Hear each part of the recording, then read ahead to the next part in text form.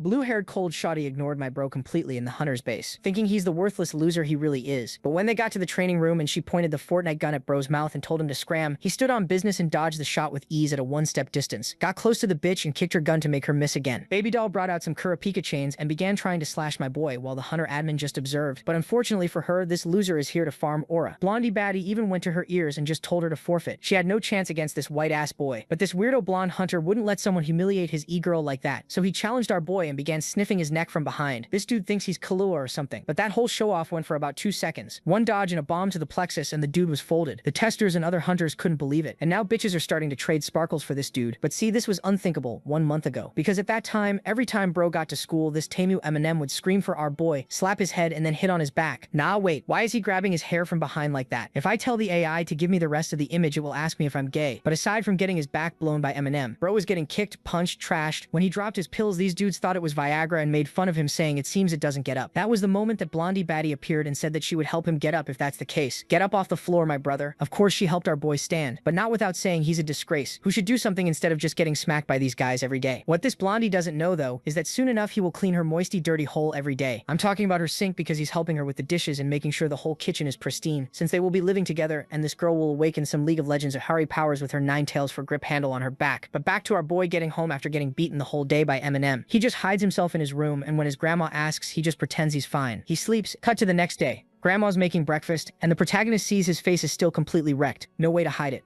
Grandma's yelling, "Get up and go to school." He's trying to avoid eye contact, saying he's fine, he doesn't want to eat right now while hiding his face. She tells him to at least take a spoonful. But when he's about to answer, the doorbell rings. He goes to see what it is, and it looks like a delivery guy. Grandma asks who it is. He says it's a delivery. Then he runs off to the bathroom and leaves her there. The door opens and Dry Mouth starts walking into the apartment, face to face with the 100-year-old grandma. And yep, it's him, the piranha mouth freak. Grandma doesn't look scared at all. She's totally calm. And then the creature suddenly goes from 0 to 100 and lunges at her. While the idiot is showering peacefully, she falls to the floor, still way too calm. Honestly, the monster has half its skull exposed and comes in swinging. Like, relax. What is this, Grandma? Hold on. She dodges and says she found him again. That one I did not expect. Plot twist. Grandma throws her hand to the side and pulls out these things. Blood ropes, and immobilizes the creature. The thing walked right into a trap, thought it was hunting, and ended up being hunted. And Grandma tells it to stop looking for him. The creature is furious, trying to break free. Its arms get destroyed, more tentacles pop out up top, and it goes in for another attack. The whole living room is getting wrecked, while the protagonist is in the shower, wondering what those noises are. He's in there while Grandma keeps the creature pinned, telling it to stay still. He's thinking maybe he heard something wrong. While the fight keeps going, Grandma takes a whip-like hit and gets shoved back. The creature tries and tries, but in the end she manages to pin it to the floor and finish it off. Meanwhile, the protagonist is still in the bathroom putting on makeup, king of looks maxing. Grandma doesn't even need that. Her wounds regenerate. At school, the protagonist is walking around exhausted, thinking he never told Grandma he lost his meds. In PE class, he got all weak and passed out on the floor. He woke up a long time later. It was already afternoon, and his head was pounding. He had this weird feeling like he'd had some strange dreams. Then his phone rang. It was Grandma, worried, saying they were going to move again. She knows he doesn't like it, but unfortunately they'd have to go through it again. The story says the reason he's always the isolated kid is because he keeps moving, so he never makes friends, and because he has no friends he gets beaten up, and then it's the same bullying cycle. Nice, right? To make a good protagonist, you need bullying. The downside is you get the protagonist while he's starving, has no friends, and has been like this since he was a teenager without a single real friendship. Around the city, more of those piranha mouth things keep showing up. Meanwhile, at the protagonist's home, Grandma is the one always watching, always ready to protect him.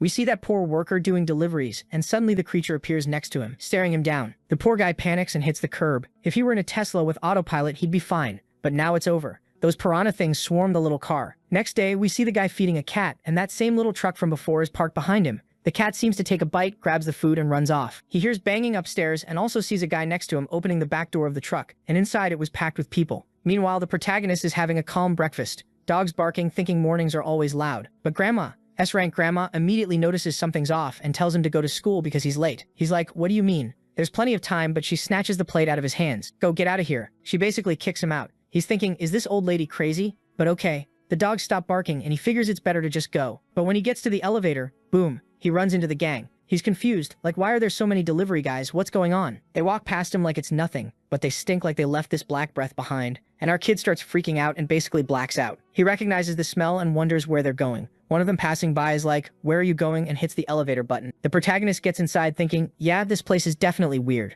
And of course the piranha gang is now face to face with Grandma who's ready. Meanwhile, the protagonist walks past the cargo truck. He looks at it and thinks it's strange. There's nothing to deliver, so why did so many people climb in like that? Then an explosion upstairs. One of the creatures is trying to fly without a parachute, just like our kid was thinking about the other day. Seeing that, he realizes this thing did what he always wanted. But before that, there's something he has to deal with. He runs to the elevator, doesn't work, so he has to take the stairs. Upstairs, the big piranha things have their mouths wide open, while Grandma has her eyes closed. She locks in, activates her power, and it wipes everything out. Then some deep web ratatouille-looking thing comes in to bite her, but she pulls those ropes again, some kind of formation. Just when I was about to say Grandma's going to carry the whole story, something that clearly looks like a final boss shows up. It charges her. She tries to restrain it by the neck, but it slams her arm and shoves her back. Even so, she manages to wrap around its neck, comes up from behind. It looks like she's handling it, while the protagonist is sprinting down the hallway. Hand on his chest, exhausted, hand on the doorknob. Then Grandma decides to lock him out. And that distraction is exactly what the monster needed, because it drives a hit straight into her stomach. She should have let the kid see what was going on instead of taking that gut punch.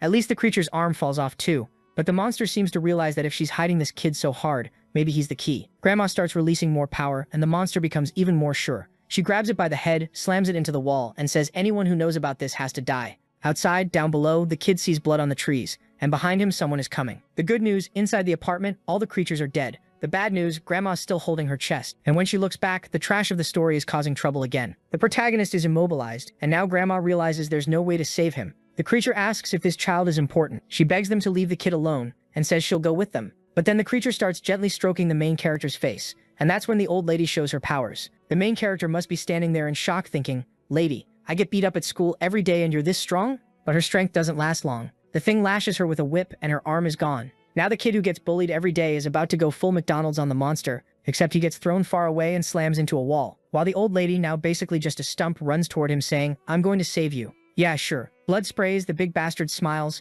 and the main character is furious. He wants to save his grandma, but he gets stabbed too. Brilliant. 1 + 1 really does equal 2. I thought the kid was about to do something. But nope, it's on the old lady again. Now she's there awakening. I don't know, some kind of jujutsu expansion? She flicks her hand and a billion threads appear, surround the creature, tighten, wrap, tear it apart while the main character is basically out cold, and she collapses beside him. He realizes they might both die there, and then he suddenly blacks out, seeing these creatures in a fight happening somewhere like hell or something. In that fight there were creatures with markings like the ones his grandma had on her face. Then you see his grandma running away with something in her arm, throwing herself off a cliff, diving down and disappearing. The main character notices none of those memories are his, but then he starts remembering things from his own past. When he was a kid, he used to hit other people too. It wasn't just him getting beat up. One time he beat a kid up and the kid's mom came to complain. For a second I thought he was going to hit the mom too, and I was about to say, what a menace. But what actually happens is he gets hit with this psychological shock when he realizes that kid had a mom to defend him while he was alone in the world. While he's in that sad memory, at the same time he's in his grandma's arms with a crater open in his chest. Seeing the cooling system that got installed in him, she realizes she has to do one last thing for him. She says the rebels still ruled this land, and that the passage to reach this world would open one more time. Energy starts building up and she says, unfortunately, she has no choice. She has to give back the weapon she took from him and send the boy to the battlefield. Then she makes a little flame and basically passes him the joint, and those chains he said he felt holding him back. Now they snap. A blue power starts surrounding him as he stands up while his grandma starts fading away. No, Grandma, she says goodbye, telling him she loves him. Sometime later, the kid wakes up and realizes his grandma isn't there anymore. Looks like a few days passed because he goes to the police station to report it. My grandma disappeared. The cop's like, who took her? Tell me. He draws a picture. It was this guy, a huge monster. Obviously the cop thinks the kid is losing it. They basically try to drag him out, and the main character realizes nobody is taking him seriously. He goes back home, throws himself on the couch, tries to sleep, but he can't. He keeps replaying that whole nightmare. Every night it's hard to sleep and he's desperate for news, spreading rumors, asking around, talking to everyone. Back at school, like nothing happened, his friends are like, hey, you disappeared, are you okay? But the moment they say that, he feels something weird and doesn't really understand it. Later in PE class, the kid who's always last is suddenly flying. He's Usain Bolt. Everyone's shocked. Nobody can keep up with him. At the same time, he has that feeling someone's watching him. And when you turn around and actually see someone watching you, it's not a feeling anymore. When he turns, it's the redhead and the blonde. She asks if he wants something, if he needs help. He says no and starts walking away. She wants to ask about his meds and he keeps saying he's fine, he doesn't need them. He even stopped taking them. That's when he remembers he hasn't taken his meds since his grandma disappeared. That suddenly gives him an idea and he just takes off, jumping away and leaving. The blonde stands there confused like, yeah, that guy really is crazy. Right after that, the M&M guy walks by, sees her and instantly gets all love-struck. But then he realizes the girl doesn't like bald guys and she keeps calling out to Luna, who completely ignores him. Out on the street, the main character is thinking about everything that happened. His body feels weirdly fast and strong, While he's wondering what's going on, he sees Luna working pretty and hardworking. What more could you want? He wonders if he should talk to her since she ignored him earlier. But then he sees an elderly woman collecting cardboard on the street and it reminds him of his grandma. He stares like an idiot, apologizes for looking too much, helps her finish, stands up and thanks her. But at the store, Luna's shift gets interrupted by those guys showing up. She clearly doesn't want them there. They go, "Hey Blondie, we're here to buy some drinks. You better not ask for my ID because I'm obviously over 18. She refuses and one of them is about to punch her. That should get someone arrested. But in the end, the two idiots just get kicked out and nothing happens. Then the redhead nudges the other and says, "Look, it's that one who eats rats. Let's make her buy drinks for us." The blonde guy walks up and goes, "Hi, my dear homeless lady. We want you to buy us some drinks. You can keep." Before he can finish, she snaps at them and tells them to get lost. They get mad, she refused, starts stepping on her cardboard, smacking money against her head. The main character sees it, remembers his grandma, and he's not having it. He pulls the old woman away and tells her to leave, and of course now it's on him. Which is perfect, because we need him to throw his first punch already. The guys get in his face. "What? Is she your grandma, you idiot?" He hates it, while they laugh at him getting mad. One of them grabs him by the neck and slams him into the wall, tells the redhead to keep watch because he's gonna beat this kid up, and the main character gets beat up. I thought he was about to have his big turning point, but not yet. Then you see him cracking, like his patience finally snapping. He grabs the guy's shoe and yanks his heel. The guy screams and the redhead hears it and comes running, trying to help his friend who's already wrecked against the wall. The main character is staring with his eyes glowing. Then suddenly he runs off like a maniac. He's asking himself what's happening to him. Later he's in the park remembering everything. That hole in his chest. He starts realizing maybe all of it was real. But how is that possible if he's still alive? And why does he feel like he got stronger? No answers because it's the next day. The redhead is in his class. He recognizes the main character and goes, "You idiot. My friend's hurt because of you. Are you crazy touching my friend?" The main character still apologizes, saying he was confused. Meanwhile, his friend is like, "What is this? He hit the guy?" The redhead says, "It looks like the main character wants to die." But Junyoung, the main character's friend, tells the redhead to be patient. He's going through a hard time. Big mistake, because now it's going to fall on him. When the redhead steps forward, the main character calls out and gives him that main character stare. The guy feels the pressure. Just one look, full Sung Jin-woo energy. The redhead completely folds and walks away without saying anything. His friend thinks Ronan is acting weird, like he's never seen him act before. Later at night, someone's walking their dog and the dog suddenly gets angry, barking like crazy. But one look from the main character, and even the dog shuts up. The kid is out on a night walk, goes to an abandoned building, walks in, thinking everything is suspicious. The suspicious one is him, wandering around at midnight in an abandoned place, climbing up what? Is he going to try flying without a parachute again? Not today. He's just feeling the night air. He sees a metal bar and thinks, "Damn, can I even move this?" He puts all his strength into it and can't. He's relieved. Thank God I couldn't. If I could, that would mean something's wrong with me. Then he looks back and sees he left the thing completely bent. To prove to himself he really has some new kind of insanity going on. He tries again, puts in all his strength, and for someone who couldn't do it, he suddenly lifts it with one hand. That's it. He realizes he's the protagonist now. Next day, the blonde guy whose leg he squeezed shows up limping. Everyone looks. Look at him walking like that now. He sits down without saying anything. The redhead asks, "Why are you limping? Was it from that night?" The blonde doesn't answer, just looks at the main character staring off into the distance. The redhead yells, "Answer me. What happened?" The blonde tells him to shut up because the kid will hear them. The redhead doesn't get it. "What? Are you scared of that loser?" The blonde tells him to stop annoying him, grabs his books and starts studying like he doesn't want to provoke the main character. The redhead just keeps remembering that look he got and stays quiet. Later at lunch, everyone's eating when the M&M guy comes over saying the boys have way too much food. How about sharing with a friend? He sits down and he actually brought more than them. The blonde is drooling, wanting everything he has, then looks to the side and sees the goddess Luna walking by. He tells her, "Sit here with us, come on, eat with us, I'll give you some of my chicken."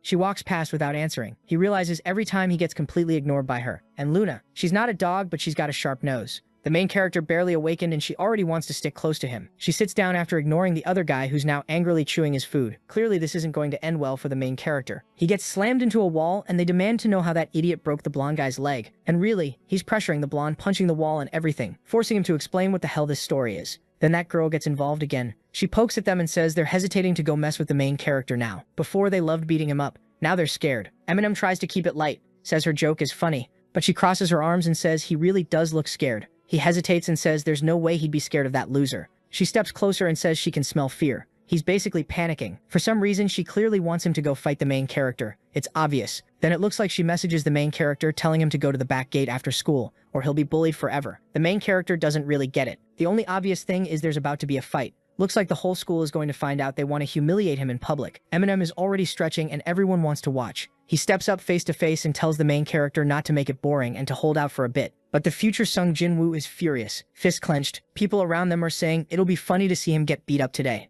And the idiot Eminem wants to show off since everyone's watching, so he says, "Listen up, this guy is pathetic. That's why I'm going to let him hit first, just so you can see it won't make any difference." Janyong and the blonde guy realize that was a terrible idea. Eminem looks at the main character and goes, "So, are you going to punch me or what?" Making faces, showing off his ugly gums. Then he gets blasted before he can say anything else and drops to the ground. Teeth go flying and everyone's staring with their mouths open. While the blonde guy is thinking, yeah, obviously, the guy goes sailing like he floated and lands way off in the distance. Yeah, but the main guy isn't done. Not even close. He grabs him by the neck and forces him to stand up like we're just getting started. Right then, everybody got chills. The main guy is staring him down, eyes locked in, hands smeared with blood, and the other dude is completely wrecked. He steps in real close for some reason, while the guy's trying to say he needs help but nothing comes out. Meanwhile, that blonde girl, the troublemaker who started all this, was just up there watching. This was exactly what she wanted. Yeah, you little menace. Later that night, the kid's heading home when out of nowhere someone throws a backpack at him. It's his only friend who suddenly wants to be a real friend now, like he's not embarrassed to talk to him anymore. He's super curious, trying to figure out what happened, why he's acting like this, what changed so much. But the main guy just says it's nothing. Still, it gets in his head, and those thoughts distract him because it's obvious someone's watching him the whole way home. He gets there calmly, turns on the light like it's no big deal, and then holy crap, he looks up, and there's a flying cockroach.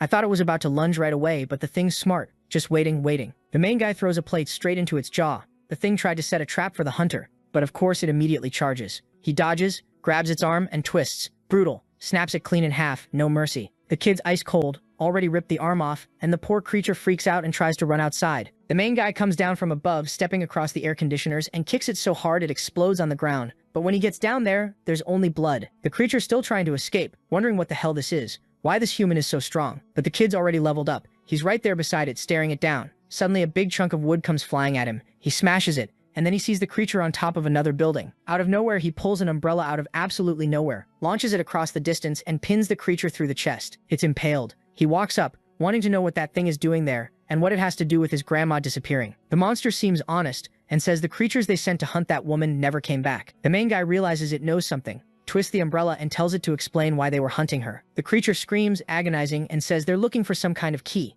The main guy doesn't get it. What key? The monster says it's obviously the key that leads to the other side of the portal. And since the kid is a demon, he should know. He's completely confused. How is he a demon? He keeps crushing the creature while it tells him to look at himself. Clearly that strength and the way he moves aren't human. Then he catches his reflection nearby and sees a strange mark on his face. He starts wondering if he really isn't human anymore. And while he's standing there questioning his whole existence, the creature disappears. Amazing. Human or not, one thing's for sure. That was dumb. The creature drops into an alley and sees the umbrella guy, who freaks out and falls back. The main guy runs through the crowd, but there's only a confused little kid there asking if he's okay. He doesn't answer, ignores them, and takes off. Then the scene shifts to a weird underworld. That creature managed to get back to base and report what it learned about the strange boy. It also reports that Sena, the main guy's grandmother, died, and the boy he ran into seemed to have powers that used to belong to her. A demon asks why he didn't bring the boy back. The creature apologizes, saying the kid was stronger than expected. Someone in the room says he shouldn't have been beaten by a human. The creature insists that wasn't human. Then a guy with scars across his chest steps forward. That's the demon Shin. He grabs the creature by the chin, forces its mouth shut on itself, and tells it to tell the truth. The creature swears it's not lying and says the boy's breath was colder than a powerful demon's, yet it burned. And then out of nowhere, Shin rips its head off. He turns to everyone and says nobody better lie like that creature did. But the one sitting on the throne seems interested in this whole cold breath that burns thing.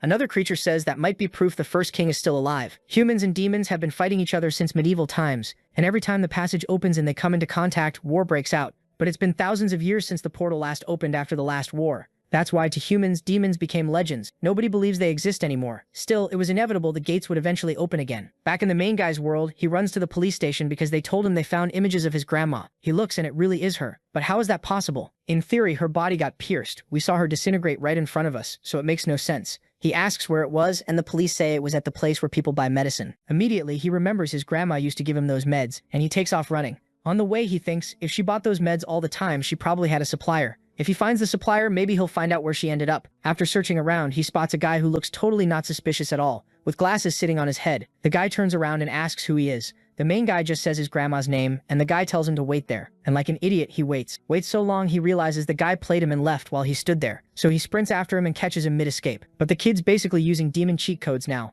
One step on a wall and he's already face to face. The guy goes to kick him out of nowhere, but the kid doesn't want to fight, and they end up squared up. The guy asks who he really is. The main guy shows the little bottle and says he's Santa's grandson, the one who bought medicine here. Then the guy starts explaining what the medicine does. It's a drug with a ton of side effects that blocks demonic strength. Creatures who escape the underworld and want to blend in with humans take it, so nobody notices. And the old guy seems to know something, because he wonders if this is the kid the old woman brought. The main guy asks him to tell his grandma's story. The guy says she was one of the greatest warriors among the demons, part of some royal guard that served a certain empress. But the king's younger brother, a guy named Kun, decided to build an army to invade the palace and destroyed everything. In the end, thousands of demons, humans, and others died. Only a few survived, and the ones who made it out alive hid in the human realm. And his grandma was probably one of them, along with many others still hiding out. On top of that, the guy knows she had something everyone was hunting. The older guy asks what happened to her for him to come all the way there, and the main guy hesitates before admitting she passed away. A little later, the kid's a mess on top of a building, looking down, wondering if he'll be able to kill the demons who took his grandma from him. Big power comes with big responsibility. Meanwhile, in the demon world, they're searching for survivors.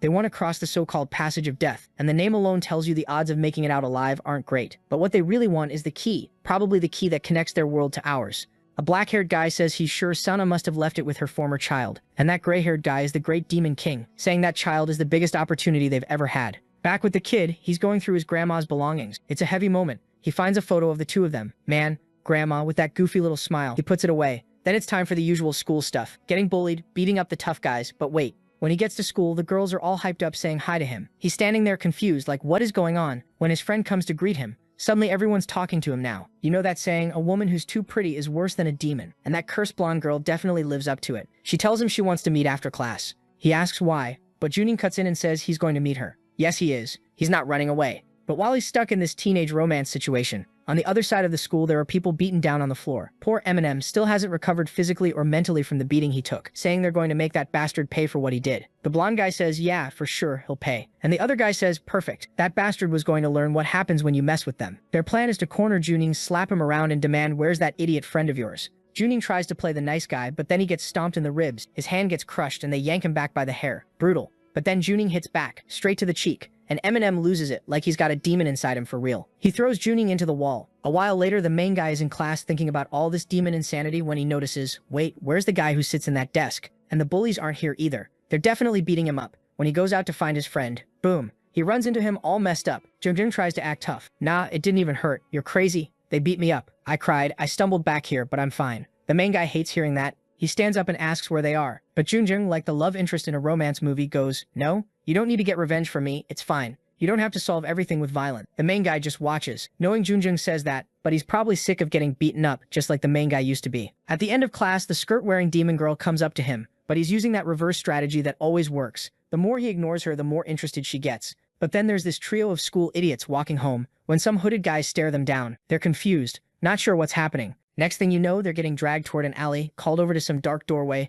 The main guy still thinks he might get a chance to talk, but in the same second, someone comes up behind him and cracks him in the back of the head. Meanwhile, the hooded guys are at the school sniffing people, which is weird as hell. At the warehouse, though, the baton hits the floor. One guy looks confused, and the main guy appears behind him and kicks him down. Another one gets hit so hard it's like a cannon to the face. People are flying everywhere. They're scared, but they keep attacking. And the main guy is just going, boom, another serving. Eminem in the background is in shock, like he's really going to beat everybody. The main guy leaves them all kissing the asphalt. Then he looks back and tells Eminem to come closer. The bald guy sees a bottle nearby and panics. He breaks it and tries to use it as a weapon. But come on, what are the odds? The main guy is basically full Sung Jinwoo mode now. Come closer. Don't be scared. But then suddenly, he feels something weird. Back at school, the little monsters are revealing themselves and starting to attack everyone. Like, what is this? Weren't you supposed to stay hidden? Even the main guy's friend is getting attacked. Everyone's running. The main guy looks outside while Eminem is standing there shocked there are monsters, and also kind of relieved he's not the one getting beaten up. Or almost. Because the main guy turns his back for a second, and Eminem tries to swing the broken bottle at him. But the kid pulls a slick move, just shuts the door, and the guy smashes into it like an idiot. He starts yelling for him to open up so they can talk it out, but the kid locks it and walks away.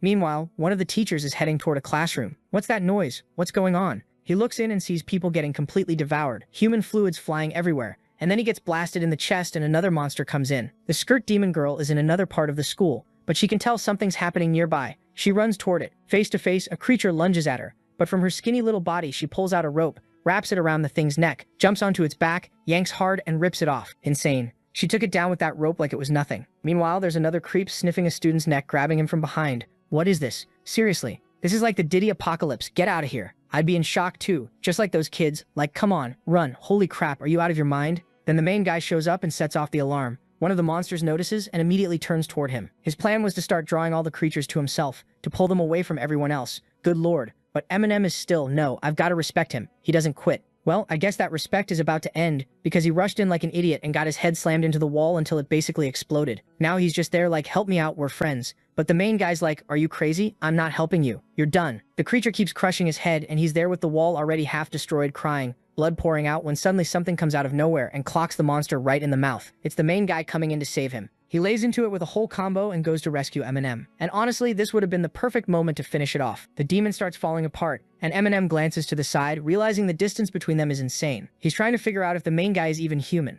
Before the main guy can answer, another monster gets blown up. It's that gorgeous skirt-wearing demon girl beating up the Gina's demons. The main guy's standing there like, what is this blonde girl? How are you this strong? But she notices both of them looking at her at the exact same time. She immediately throws a punch, smacks Eminem in the mouth and slams him to the floor. And considering how messed up that guy is, he's probably gonna wake up happy anyway. The blonde gets straight to business and tells the main guy to get out of there because every creature in that school is hunting him. Him being there will only attract more demons, so he shouldn't try to do anything. In other words, get it through your head. And right then, there's already a whole crowd of Dee coming up the stairs. She tells him to run to the gym and he listens, breaks a window, and they end up in the middle of the court. He shuts the door, there are creatures pounding on the other side, and then one of them breaks a window. He grabs a ladder and manages to defend himself while the thing tries to bite him, until a rope suddenly wraps around the creature's neck, yanks it, and smashes it into the wall. The main guy looks over at the blonde and asks how she fights so well. She just says there are more important things to deal with, and then a bunch more demons show up from every direction. They're completely surrounded, and then the creatures start merging together. The good part is that during the fusion they can kind of hide off to the side.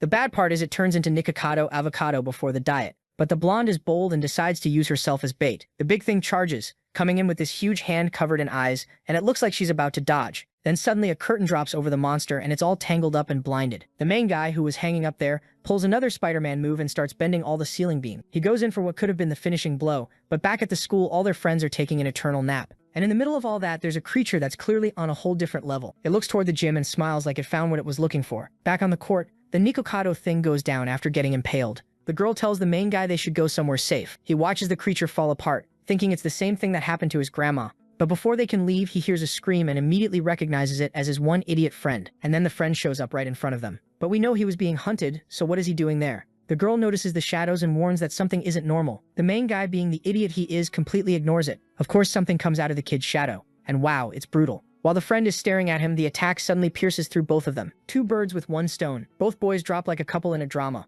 looking at each other as they fall. And the main guy gets that same feeling he had the day his grandma died. He wonders how it's possible he has to go through losing someone important again. While the girl is yelling for him, he's remembering his birthday with his grandma. He wishes he could go back to that moment, but he knows it's just illusions. He starts to get up, sees his grandma lying dead on the table, and when he grabs her arm, she crumbles away. Suddenly, he's in this blue void. Some hidden power starts showing. Fire, lightning in his eyes. The demon looks scared, and even the girl doesn't understand what's happening. The main guy is glowing like he's in Dragon Ball mode, with that power that freezes harder than any demon. The creature in front of him turns into a giant popsicle. In the same second, he just reaches out, shatters everything, and seems to pass out. Next scene, he wakes up again. He says the bed smelled way too good. Then he walks around the house and sees it looks like a luxury mansion, but the place is completely sealed. In other hallways, he finds an area full of weapons, axes, and a bunch of weird stuff. It clearly looks like some kind of war setup, and that makes him nervous. He grabs an axe and starts walking down the corridors ready to attack, but then he sees it's the girl. And honestly, she's more dangerous than any demon, so he probably should have finished her off right there. A little later, he's just spacing out while she finishes her shower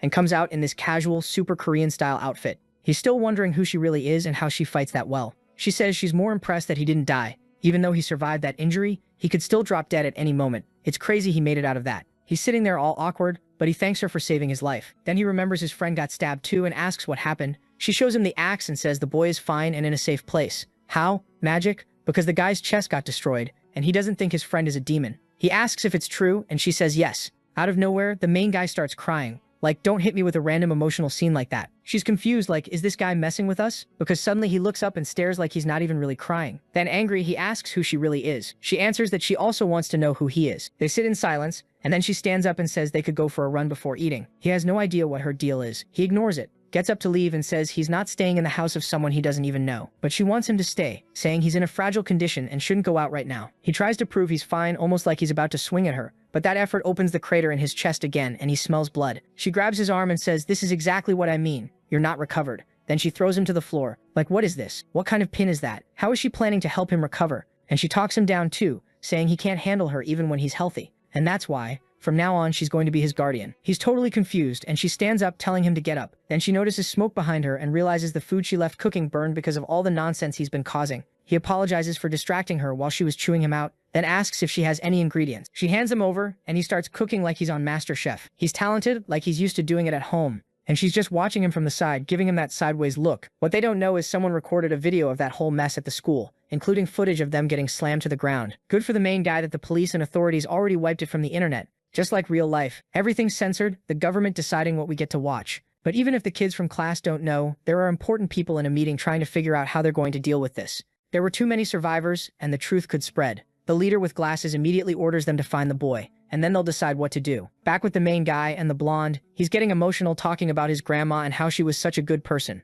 while she just watches and tells him to relax because he's safe now. Yeah, no, whenever someone says that, it's over. That place is about to get destroyed. He comments that her house is full of weapons and axes and asks what's going on. And does she know about demons? Obviously she does. She saw Nikakato transform and didn't even react. So the blonde says she'll explain everything, and takes him to the front of the defense organization building. He asks if this place is really secret considering how huge the building is. She says just because nobody knows the organization exists doesn't mean the building has to look hidden. Basically, people don't really know what goes on inside. When he goes in and walks through the halls, everything looks normal. While Luna explains that the war against demons has been going on for centuries, they get into an elevator. Suddenly a small hand appears and a blue-haired girl steps in. She doesn't say anything, just comes in all dark and silent, while Luna puts her hand on the scanner and enters her password. The elevator suddenly starts moving insanely fast, and the main guy realizes wherever they're going, it's definitely something secret, and the blue-haired girl is just staring at him, and he has no idea why. After a while, they reach a place with scientists and people running tests, and they pass through a huge gate. Luna goes up to the blue-haired girl and says they've seen each other enough times, so how about she introduces herself? Meanwhile, the main guy's like, what the hell is going on? He looks up and notices a ton of cameras filming everything. In another room, that glasses guy is watching, saying they've arrived and it's time to begin. The blue-haired girl gives a cold look, walks to a table, and sets down her guitar case.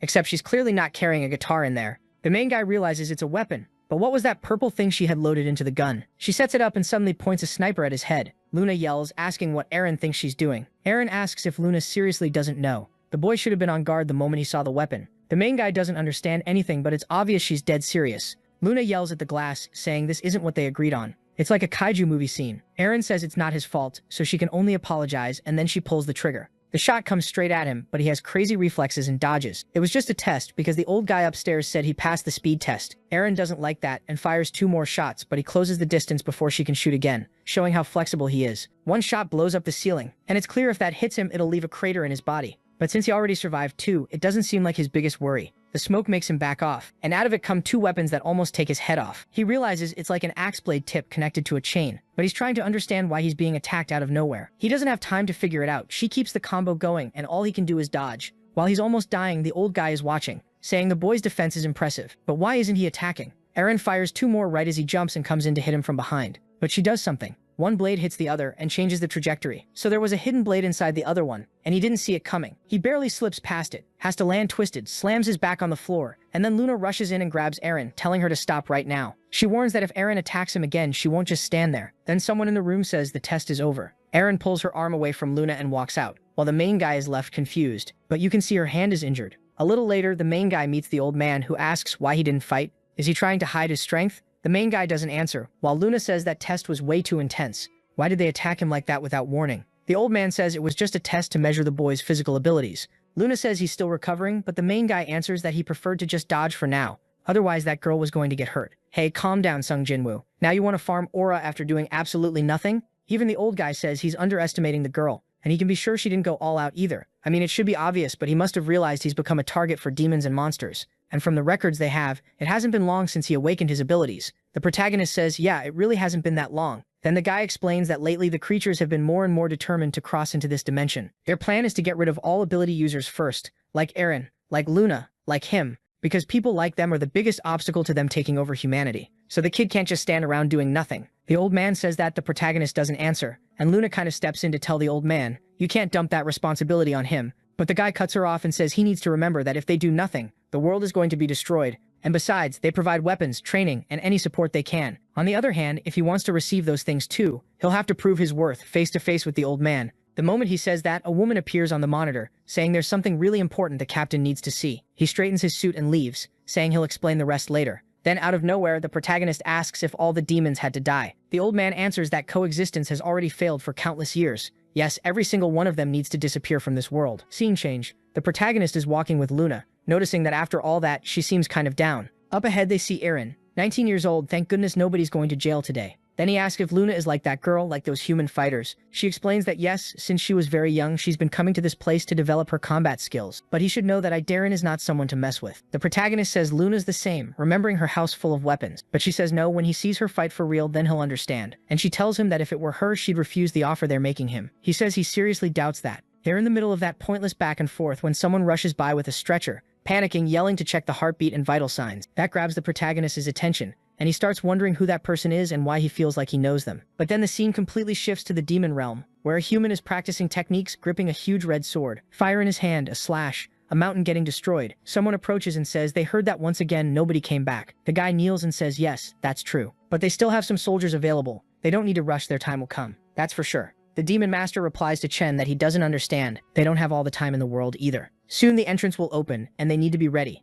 Next chapter, there's a human in a little shop. It's the potion seller, and he says he was looking for the boy. The protagonist comes closer and says that unfortunately he moved out of the area. The old man immediately asks if he wants that potion. The protagonist says yes, but at the same time, does he also want his demon side to be discovered? Wait, so he wants to use demon powers without his demon identity being revealed. The old man explains that the only way to do that is to learn how to control that energy inside him. First, he has to be able to control his outward appearance. The protagonist says he'll do anything to learn, but the old man tells him to wait. He lowers his hood and warns him this isn't something you learn in a day. It takes a long time. But if he's really willing, he should come every day at dusk and he'll help him. Back at school, they're talking about how the academy area that got destroyed has been rebuilt. Also, everyone thinks it's weird because all the internet videos disappeared. Yeah, government censorship. Looks like school doesn't matter anymore because after that we're already back with the protagonist leaving the blonde girl's house. She's bossy as always, trying to control his life, wanting to know where he's going. He answers that he's going somewhere. She stands up and tells him to think carefully about where he's going, because he needs to remember he's being hunted. But he says he's sick of just staying there. Thanks her for worrying, but he's leaving anyway.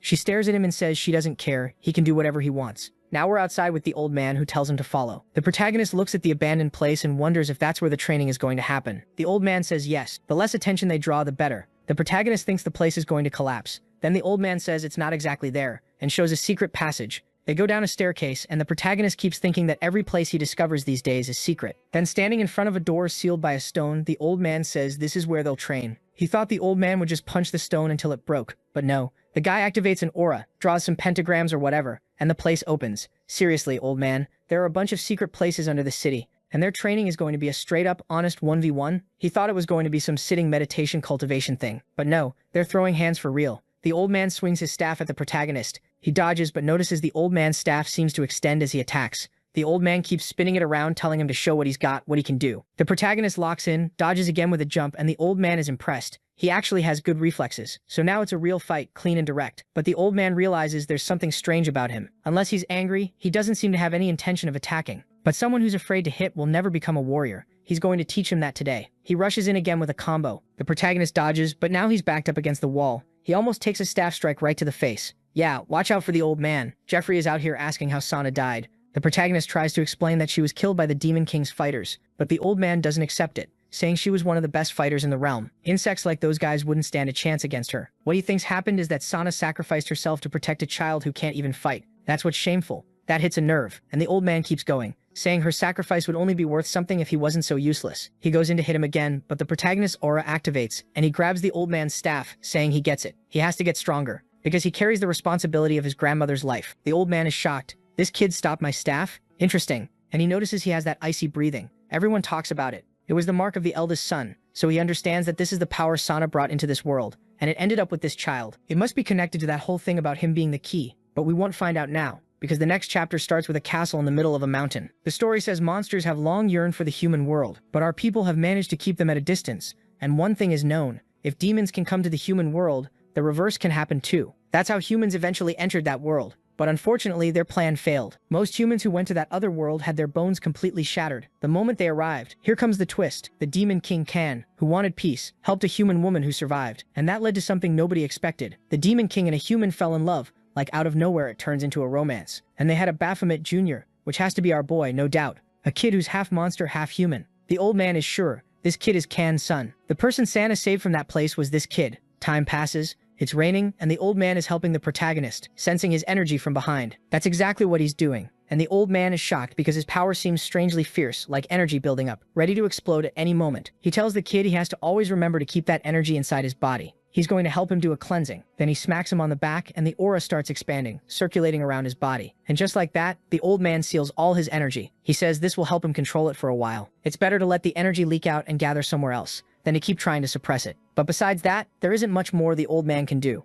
The kid is the one responsible for hiding the power he has, especially the mark he carries. If he can do that, then he'll be able to use an even greater power than he imagines. Looks like we're in the training arc because one training ends and we're already in another, with the old man saying the same thing. He has to learn to control his power. The protagonist is sealing aura into a bottle, and the old man lights incense, saying pain and fear will follow him. He needs to face that and come out on top. Smoke starts taking over the place and the protagonist can't breathe. In the middle of it all, he looks to the side trying to understand what's happening, when suddenly a giant blue hand comes in and yeah, it hits him dead on. It's like Baki fighting his own shadow and getting wrecked. He slams into the wall and it's probably an illusion. The whole place is shaking and the old man looks at his watch and says it started. The kid wakes up thinking whatever hit him hit like a truck, and in front of him there's a literal final boss made of pure mana. But he isn't scared. He says the monster might be big, but he can predict its movements now that the smoke is gone. He'll focus on speed and launch a counterattack. But the second he jumps, the monster appears behind him and before he can even process it, he gets hit from the back. So it's not that the thing is fast, it's that there are two of them. And he takes one hit and ends up slipping into unconsciousness,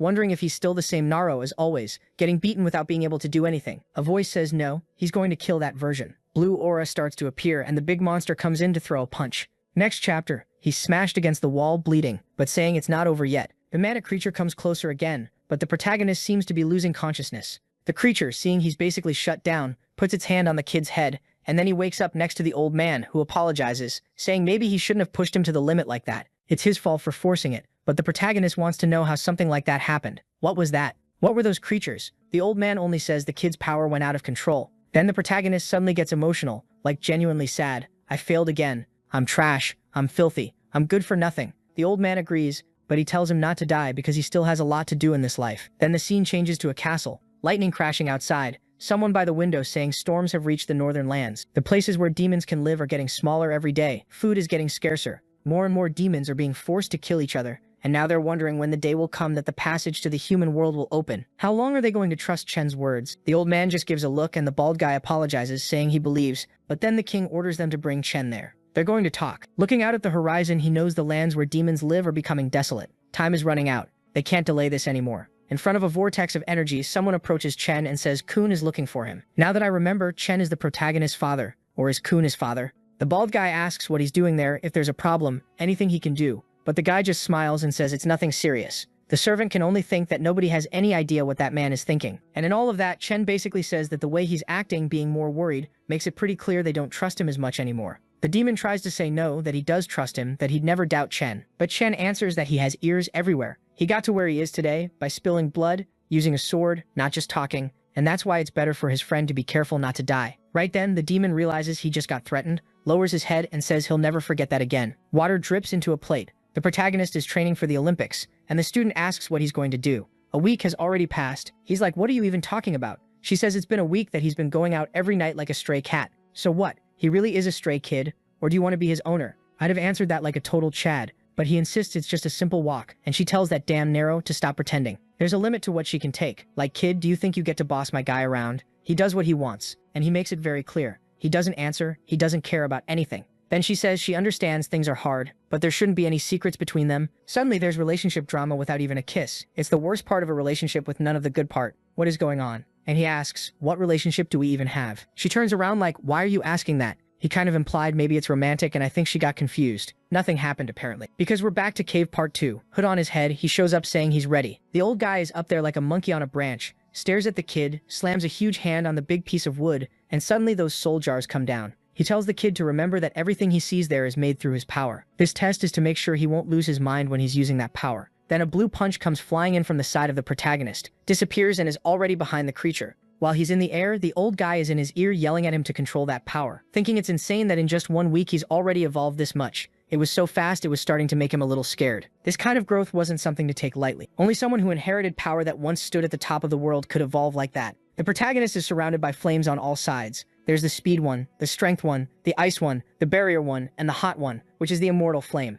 The protagonist says those are manifestations of his power. Like, what do you mean? Explain that properly. But he warns that he's there to destroy them all and dominate them. The immortal one is there with her arms stretched out, sending a flame his way while he takes a quick breath. In the same second, he rushes straight at her, at full speed, saying he has to end this to get stronger. Weirdly, he throws a punch and the creature seems to fall apart. Except no, he actually opened a hole and the monster comes in with a hand on his face and says it found him. Then an explosion goes straight into his mouth and the protagonist gets completely scorched. Even though the creature wasn't dying, he knew there had to be a solution and he was going to find it. The problem is that any slip-up gets him blown up, which drains his energy. The big monster throws another slash toward him. It's like a whip crack that echoes through the whole room. He gets knocked far away and realizes this thing is attacking like it really wants to kill him. But that doesn't make him hesitate. It just makes him want even more to survive this test. He slams the creature, and the old man notices the rhythm is changing. The kid really is starting to control that power. The monster swings its huge arm forward and a crystal storm comes at him, and he puts his hand down to the ground. He makes that barrier, Gon vs. Hisoka style. Then he kicks and breaks everything. Now all that's missing is him hiding among the rocks, popping out from the side, and punching someone in the face. Oh my god, this is straight up Hunter x Hunter fan behavior. He lands a clean hit on Hisoka's face, except not really. And then he notices the creature's crown looks like it's separated from the body, which seems to be the sign that this power became his. He's finally starting to understand what the old man meant about controlling the power and making it his. He punches the ground again, and at the same time there's another creature coming in to hammer him from behind. But then the flames, while also being ice, start expanding in every direction. When the smoke clears, he's standing in the middle of the arena, rising up and looking at his hand. Did the fire go out, or did the ice go out? No idea. But his eyes shut off too. And the old man looks shocked, seeing the entire place taken over by the effect of his power. He's impressed the kid actually pulled it off. Next chapter starts talking about morning training. All the windows and exits were closed, and the goal was to find the shortest route. Luna is there focusing, clapping her hands, glances to the side, and sees the other girl super skinny like a stick. The grandma says the time limit is 60 seconds, and everyone should avoid causing any damage or killing. Luna gets into position. The two are side by side, the start is given, and they take off immediately, both going first. Luna looks like she wants to chat while looking at her friend next to her. They get to the wall, both jump and start climbing. The clueless blonde stops again to talk, saying she got there faster, but the other one is already pulling a move and launching herself upward. Luna realizes the girl isn't going to give up. Meanwhile, downstairs, there's another girl with pink hair saying this is easy for her, until the camera announces that no tools like that can be used. The two are competing, and the guys below are impressed, saying they're exceptional. Even better, they see each other as rivals, but the old man wants to know, what about that boy from before, where is he? The guy with glasses finally gets his name revealed. He's the M1 leader, Jae-hyuk, and Sohwa says there's something they need to see. Walking along, Jae-hyuk tells her that even though the kids are training well, they need high-energy weapons. It's the only way to avoid casualties. Then they pull back a curtain, and I think it's the protagonist's friend who's still passed out. They're surprised he's still recovering. But Sohwa says there's something she wants to check. When they entered that gym, this kid was dead. But when they went to clean up, they detected activity in his chest. That's why they brought him along with the rest. Jae-hyuk, wait, you're saying he's alive now, but he was clearly dead before? And she says yes. If they stop giving him the drugs that keep him asleep, he'll definitely wake up. But it's dangerous because they don't know exactly how he survived that.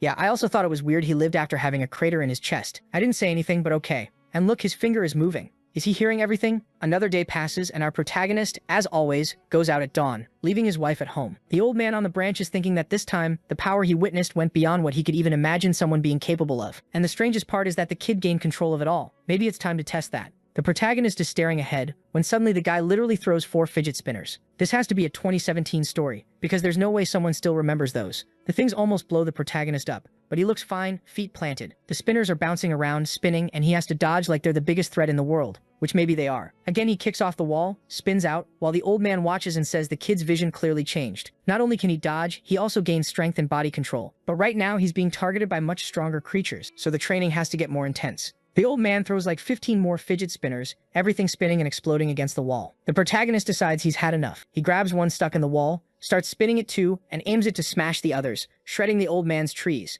The old guy is impressed because it almost hit him in the face. But then 4 or 5 more come at the protagonist. Explosion when the smoke clears. They're all stuck in the trees. Then the old man comes down and the protagonist looks impressed by what he's seeing. The old guy starts transforming, saying now that he's reached this level, it's time to learn what real strength is. He basically pulls out steel skin, saying the next challenge is for the protagonist to knock him out. I don't know how I didn't notice the obvious, but the old man is a demon too, one who escaped that world, and he tells the protagonist to hit him with everything he's got. The protagonist with his 16 IQ sees the guy got bigger with silver skin and wonders what kind of power that is. He goes in, punches him in the chest without thinking twice, but his fist just bounces off. The old man says, now it's his turn, and smacks him in the chest with an open palm. The impact blows up the wall behind him. The protagonist gets launched. In a second, the old man is right in front of him, saying now he'll understand the difference between them. Another blast, but the protagonist manages to grab his arm, while the old man tells him to give up, saying he'll never even scratch him. The protagonist who was holding on suddenly loses his grip and the guy grabs his face. The whole place shakes, and a while later the protagonist is there by the destroyed wall.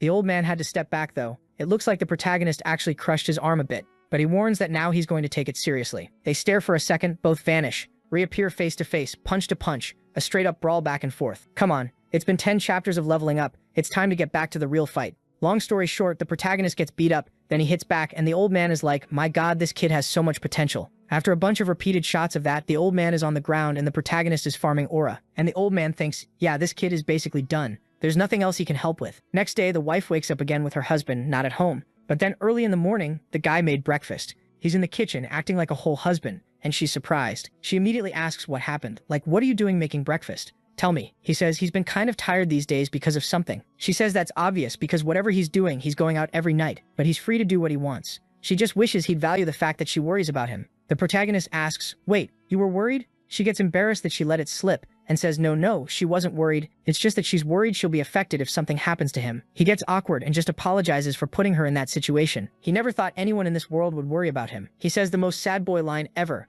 and she's instantly in love in a panel full of flowers. Like literally that XXX Tentacion laugh energy. And she tells him to shut up and stop it. A while later, they're walking down the street, and he's wondering if Luna saw his mark, because when he was fighting at the academy, it clearly showed up. Then she asks what the difference is between M1 and superhumans and monsters. I think M1 are those high-ranking people from the training group. She explains there are monsters that look human, but when they use their abilities, marks appear. So from the way she says it, the protagonist realizes she either doesn't know about him or she's hiding it. And it seems like M1 are the most trained humans who hunt those marked humans. He remembers the old man warning that those guys won't give up. And now that he's being hunted by demons and maybe by those people too, he should be worried. Luna asks why he's so deep in thought while he's sure there's something the demons want from him that he still doesn't understand. Then he says, before we go to the barracks, there's something I need to take care of. Next chapter starts with him walking, when look who's back. The Eminem-looking guy who already got beat up a bunch of times welcomes Ming, saying he's in the mood for a huge cigar. He needs nicotine, but the kid completely ignores him and just walks off. Eminem realizes his reputation at this school isn't exactly great. Then that other idiot friend shows up and says he's going to show what a top-rank aim looks like. He's going to nail that kid. But the guy up front stops and says, Sang-chun, and Eminem just freezes there. Eminem can't believe the kid is giving him orders. And the kid says he remembers perfectly well what happened. Eminem was shaking like an idiot in front of Nero. It's embarrassing that someone who got beat up like that is trying to act like a top rank now. The kid keeps chewing him out until Eminem suddenly yells that everyone's asking to get beaten up. But now everyone's staring at him, all the nerds, and he's getting scared. Like, sure, you could beat up everyone. Even if the protagonist is right there by the window with his blonde girl and he'll beat you up later. Yeah, there's no way around it, kid. You should probably just give up. The protagonist is in full superhero drama mode, looking at his friends and saying, wow, I'll never be able to live such a peaceful life again. Yeah, right. Like you're not doing just fine with that blonde girl, going everywhere together. Anyway, now we're heading to his old place, his apartment. Luna thinks it's dangerous, but he ignores that and asks if that's where she used to work. She says yes, she worked there for a little while, but it's nothing special. The only thing that ever happened there was that sometimes some entitled students would show up trying to buy cigarettes. Nothing else. The protagonist knows the M1 organization provides financial support, so why was she working here? Was it to keep an eye on him, or was something else going on? Cut to the protagonist arriving at the old apartment. He looks around, nothing unusual. Luna asks why he's standing there like an idiot. He says it's nothing. He's just remembering the old days, and besides, he's there to find something specific. They stare at a door, and the scene cuts to a bunch of open boxes. The protagonist is trying to find whatever it was the demons were looking for that's with his grandma. Yeah, kid, you need to figure out that the thing is you. Meanwhile, Luna looks at a photo of his grandma and says she looks strangely familiar. The protagonist comes back. She asks if he found what was important. He smiles and says they can go back, while thinking, unfortunately, no. Cut to the hospital, where Juninga's waking up. Out of nowhere, the kid has a freak out, sits up in a panic, coughing like crazy, and asks where Naro is. He wakes up asking about his friend. That's a real friend. A little later, they take his blood and tell him to take it easy. He just got up. Meanwhile, Solwak is all excited, saying his blood is extremely important for certain tests. And since he's going to let them test whatever they want, how about they hand over the information he wants so badly? Junyoung hesitates for a second and asks where exactly he is and where his friend is. Solwa tells him to focus on recovering first. He doesn't need to worry, soon he'll see the boy. She's all emotional, saying she's happy they both survived. Looks like she doesn't know what happened to him. Cut to him walking through the lab looking for something. He finds a vial, and the girl immediately asks if that's what he's looking for. She's about to say he's acting really suspicious, when she suddenly notices he's really handsome. Then she says that's why she'll warn him. If they find out he came in there, he's screwed. Her name is Jang Sehi, and she's M1's mascot. She said like 15 lines, and he still hasn't said a word. She's trying to get his name while staring at him like he's glowing. Weirdly, he still doesn't say anything. He just grabs 2 vials and ignores her. When suddenly the doctor shows up and calls out to them, asking what they're doing. She orders them to get out, grabs his arm, but one of the vials falls to the floor. I don't even get what's happening, but the doctor tells Sehi to disappear and go back to training. He wants to know why his blood is being classified as dangerous. The doctor says fine. She'll explain what happened to him, but first they need to go back to his room. But look at the way he's watching her as she leaves. The second she closes her eyes, a hand goes to her neck, yanks her inside, and blood smears the door. The kid has already stripped her clothes off and he's smiling like a psychopath. Yeah, there's clearly a demon inside this kid. Next scene, the M1 group is talking about Erin, that blue-haired girl. Apparently she got beaten by a guy who just awakened. A blonde guy named Hansong starts mocking her, saying it's ridiculous that she trained for so long and still got beat by someone who just awakened. She completely ignores him. He gets pissed and tells her not to ignore him, then suddenly looks to the side and says they're talking about the demon. Right then, the doors open and the protagonist walks in with his blonde girl. He gives a quick stare and Hansong is smiling, saying he wants to see the power he has with both eyes. Meanwhile, Jang Se-hee is blushing again, saying this one is handsome too. The rest of them know he's the boy from the rumors. From behind the glass up top, someone says it's good to see him there again. Looks like he agreed to take the entrance exam. The protagonist says he'll take the exam if that's what it takes for them to cooperate with him. The old guy doesn't even get it. Cooperate with him? The protagonist explains he has no intention of following anyone's orders, but since they share the same enemy, maybe they can work together. Suddenly, Hansong appears behind him and asks if he really thinks everything's going to go the way he wants. He has no idea how hard everyone there works to protect the city. The protagonist just says that unfortunately his world isn't peaceful either, and he has a lot of problems to deal with. Hansong keeps pushing, saying he needs to learn a lesson so he understands who's in charge there. He teleports down under the glass and asks the captain if he can teach the kids something. The captain immediately approves, telling them to train like it's a real fight. It'll be good if they can finally see the kid fight to win. But the scene cuts to a woman entering a room. She's the first to find the other doctor's mangled body. Back in the arena, Hansong asks if he's sure he doesn't need a weapon. He's going to get brutalized. The protagonist thanks him but refuses. His hands are enough. Seshi is totally smitten, saying the kid really has a brave aura. She starts rooting for him, while Hansong jokes that he just got there and already has a fan club. Hansong is furious because this kid just arrived and is acting like Auron. But if he takes them both out, his ace position will be at the top. Yeah, he wants the top spot, but right now he's remembering how many times Aaron beat him up. No idea what his amazing plan is, but in the same second he teleports and appears behind the protagonist. He leans in and whispers, asking what he thinks of that speed. When the protagonist turns, Hansong is already in shadow clones all around him, saying he must have realized it's impossible to see him. He goes in to throw a punch, then the protagonist, like it's nothing, lands a clean hit right in the middle of his head. Hansong faceplants,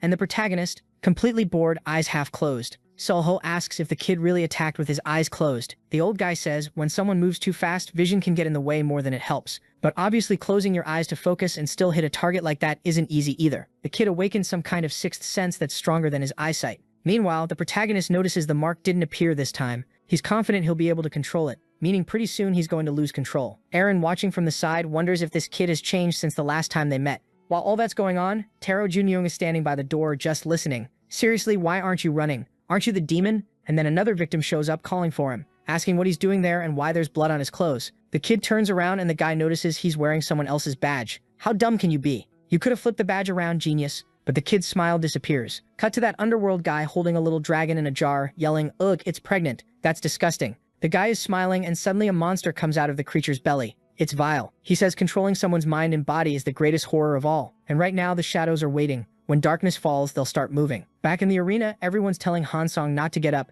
and he's being carried out on a stretcher. The protagonist glances back while Luna tells him not to worry. He'll be healed by the medical team soon, or he'll get eaten too. Aaron laughs at Luna, saying it's funny she's worried about an enemy. The two start trading jabs again when someone approaches the protagonist from behind and says that was impressive. It's Jae-hyuk, saying the kid must have some kind of psychic ability. If he goes through their systematic training, before he can finish, an intruder alert starts blaring. Everyone panics. That should be impossible, because the security at the entrance is insane. In theory, there shouldn't be any monster inside. Nero wonders if some kind of creature actually followed him in. The base leader yells for everyone to take combat positions. The protagonist says he can join the fight too. But the guy asks him to help evacuate all the civilians, because his presence would just get in the way. People wouldn't be able to act freely since he's not part of the team. Luna says it's best to take him outside the base since he doesn't have an entry-exit record, and she'll have to help him. Meanwhile, Se-hee is yelling that she'll take the handsome guy. In the chaos, Sale calls for the boss, saying they need urgent help, and the guy rushes out. Se-hee clings to the protagonist and tells him not to worry, she'll protect him. Everyone's running around trying to figure out who triggered the alarms. Then they find another dead body,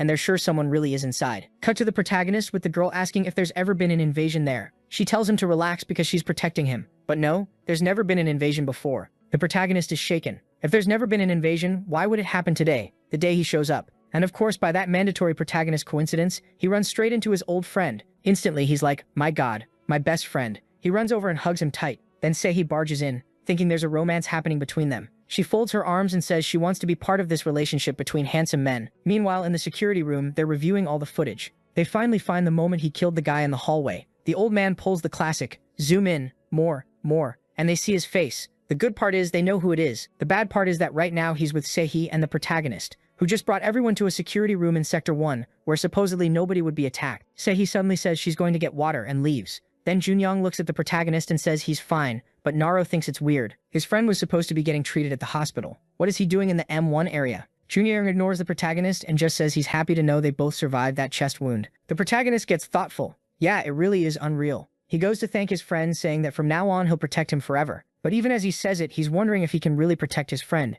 and his friend isn't helping at all. Maybe it's an illusion, but he gets right up in Nero's face, asking if he really thinks he can protect him. That hits the protagonist like a shock. Right then, Sephi comes back with some water, while the protagonist looks crushed. Back in the camera room, they finish reviewing everything and realize the kid is in the security zone. The chief comments that if he's not mistaken, that's where Sephi took Tado Nero. The moment they turn on the camera, the sweet trio is right there. But it looks like something went wrong. What he's saying is, let's send a few squads over there. Except in the security room. Once you go in and press the button, nobody else can enter. Super convenient, huh? The three of them lock themselves in a room where nobody can do anything. So how are they supposed to get out?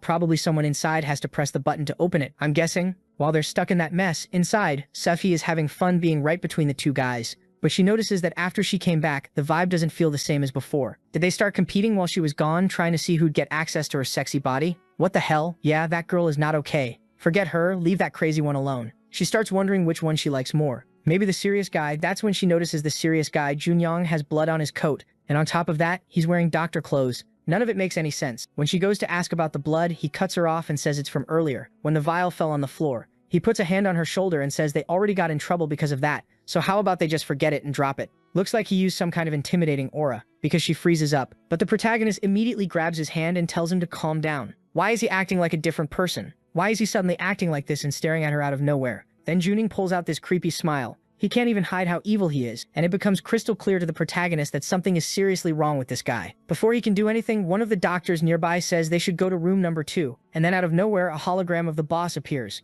warning them that the intruder is right in front of them. It was Juning. The second the protagonist hears that and looks at Sehain, Juning is already coming in to smash her in the head. The poor girl is totally spaced out. If the protagonist hadn't rushed in and grabbed his arm, she would have been done for. The protagonist demands he answer who he is, but Juning just keeps smiling like a maniac, and the only thing the protagonist is sure of is that this isn't his friend. That's when Sehai decides to go on the offensive. She comes in with Vi-style fists and throws a huge punch. It looks like it lands clean, but the guy disappears. Even the people watching the cameras couldn't see what happened, and they figure it's probably the same monster that invaded the school that day. Right then, the woman is sure that creature has parasitized Junyoung. They ask how she knows. While Jahyuk already believes it, and says that if the creature really is parasitizing him, then they need to be careful around everyone. The problem is, they've now brought something that dangerous right into the middle of the base. Still, Jahyuk seems confident Nero will be able to handle it. Back in the fight, Junyoung shows up in front of Sehi again. Before the protagonist can do anything, Junyoung laughs and hits her dead center. The protagonist goes to hit back, but Junyoung disappears again. What a bastard. Then suddenly the protagonist hears his friend's voice crying for help, and Nero starts wondering, if he kills this demon now, won't he be killing his friend's body too? Meanwhile, the demon appears again in front of them, laughing, saying he really is suffering a lot.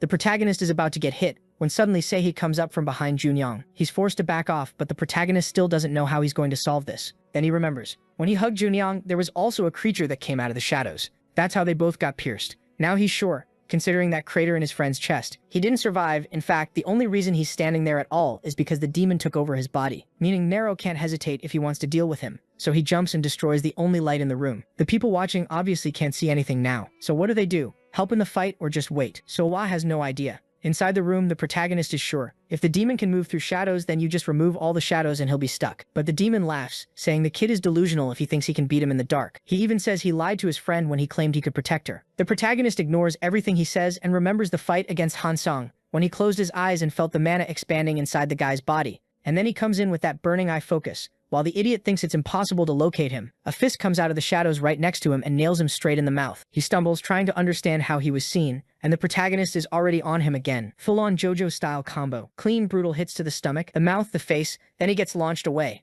Junyoung gets up, asking if he's really going to kill his friend. The protagonist tells him to stop the act. It's obvious his friend is already dead. Then he lets out that Goku scream, and his aura, this mix of fire and ice, starts expanding. Junyoung wants to know how some random kid can control power like that. The protagonist basically tells him, stop right there. Then he fires off that icy fire barrage that turns him into a popsicle, and right after that, he blows him up. Since the power was basically pure glitter, it looks like the cameras actually caught something that time because the woman is shocked. The protagonist thinks it's sad that he had to erase his friend's body like that, but that person wasn't the same anymore. Coincidentally, right then the door opens and everyone starts coming into the room. The whole place looks like it's snowing. Jae-hyuk asks if everyone's okay. The protagonist, as always, Mr. Doesn't Waste Words, walks out without saying a single thing. But now everyone's curious, so they head into a meeting to figure out what happened. First, they were already sure. When they found Junyoung's body, he was dead. It was probably in the time between them going in to retrieve the body that something took control and made him look alive. Seo-hwa apologizes. She should have realized, but her greed was bigger. She considered that possibility, but figured it would be a great chance to get a blood sample from someone controlled by a demon. So yeah, she knew it was an option and still decided to let it happen. They want to know why the demon chose to possess that specific guy.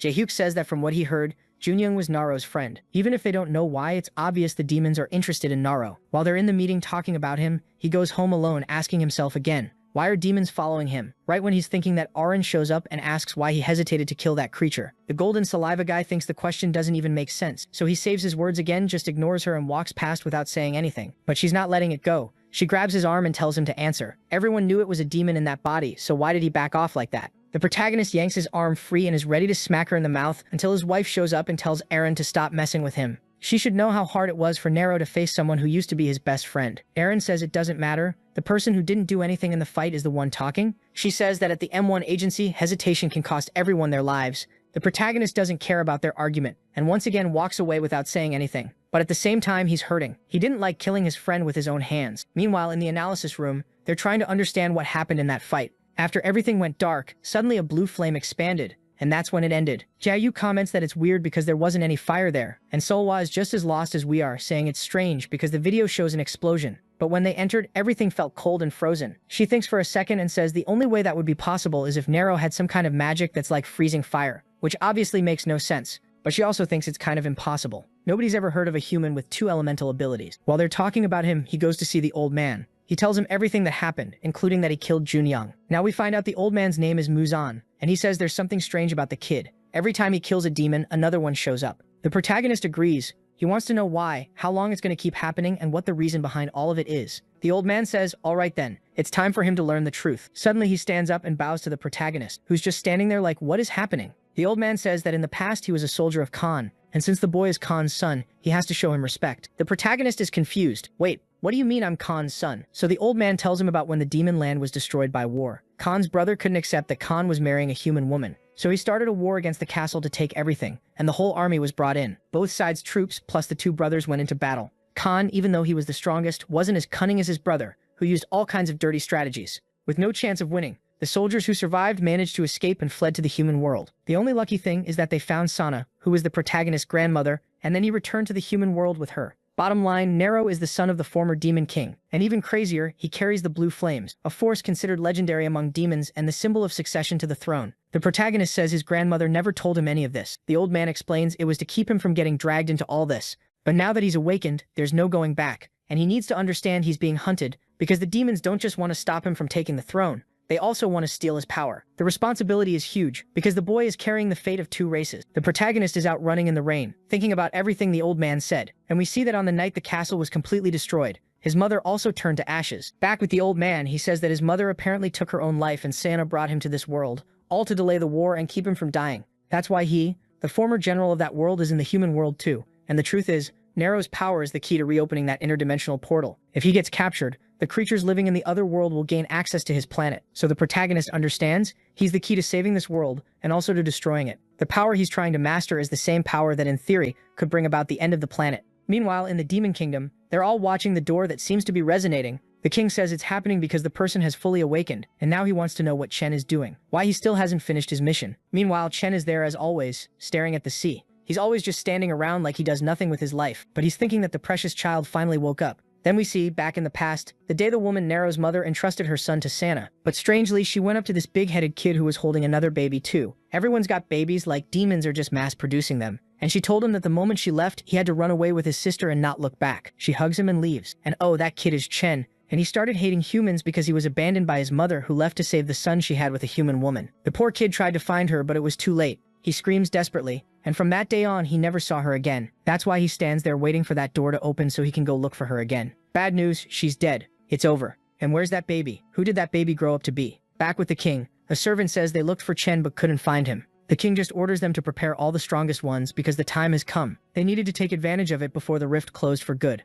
The servant says it's risky. Everyone, including the king, could end up dying. But the king says that either way they're all going to die there, so this is an absolute order. The servant says it's fine, he'll obey while boiling with rage, thinking it's all that damn Chen's fault. The scene cuts to the past. Two demons in golden armor look back and see Chen arriving with his older little sister. They tell him to get lost, but the kid lets out a loud shout like he's not scared at all, until he gets kicked hard in the chest. The servant steps out of the tent asking what's going on, and the guys greet him. They explain there's a crazy kid there yelling and trying to fight. The servant asks who the boy is, and they say he looks like a war orphan, someone who should be kicked out soon or killed. But then the servant asks if the boy intends to become a soldier. If he wants to live there, that's the only way. And if he's going to live there, he has to be ready to die for the king and make any sacrifice. He says that while looking at the sister, like what? Does he want the kid to kill the girl? The kid is obviously shocked. He's not just going to kill her out of nowhere. So the servant walks off saying it's clear the boy isn't fit for the battlefield. Time passes, it won't stop snowing, and after a long time the kid comes back furious with tears in his eyes crying. Did the sister die? Did he kill her? No idea. But the servant says he's always hated that weird kid. Then we see that every time Chen tries to cross from the demon world to the human world, vines grab his foot and drag him back. After getting pulled back, he remembers the day he abandoned his sister. Dude, you left your sister in the forest so you could become a soldier. Same thing his mom did when she told him to wait. But he didn't. He just kept running. Top tier family, everybody abandoning everybody to die, beautiful. But with all that rage from those memories, it looks like he might actually be pushing past the barrier. And that girl really looks like Luna, doesn't she? No wonder she's strong. Back with the protagonist in the human world, he's there like always, thinking he needs to get even stronger. Turns out the responsibilities on him were bigger than he thought. After training all night, he goes home and sees his wife exhausted on the couch. She tells him to rest because tomorrow they have to go to the base, but he wants to know more about her. What was that story she told at the beginning about being his protector? She completely ignores him, learned that move from him and says she's going to sleep, and he just accepts it. Apparently the secret technique that always works in this world is, don't answer, just walk away. At the base the next day, Setri is there again acting weird, trying to cling to him. But she gets blocked. The guy is married to the blonde, have some respect. Then the base director shows up and orders Setri to get back to her area. Luna is pissed that this girl keeps hitting on poor Han Nero, until Salowa tells Luna to go to the training room too and leave Han Nero alone. Luna hesitates, saying the protagonist isn't registered, and she needs to stay close to protect him. But the boss angrily tells her to obey. The protagonist puts a hand on her shoulder and tells her to relax. They'll talk later. Luna is sure he's being taken for some kind of test. Poor guy is about to get put through the system. Fingerprints, blood, DNA, eye scan, everything. Right after that, the boss says they need his biometric info so he can watch YouTube videos. The protagonist asks why. Is there something special about him? Did they find something interesting? So Xiaoma just laughs and says he's very powerful and very healthy. Nothing unusual. His routine is always the same. Mornings at the base, nights talking with the old man who asked the protagonist to call him Muzin from now on, and he warns him to get ready, because the demons are gathering soldiers to cross into this world. Sooner or later, the war is going to happen, and when it starts, the old man swears he'll be by the protagonist's side. Wow. Since when did you start promising that? Right after that, in another part of the city, a red circle appears in explosion, and look who shows up, Shen, all beat up. Worst part is, if he goes after his sister, she's with our guy. Meanwhile, at the Demon King's base, the cities are getting emptier and emptier.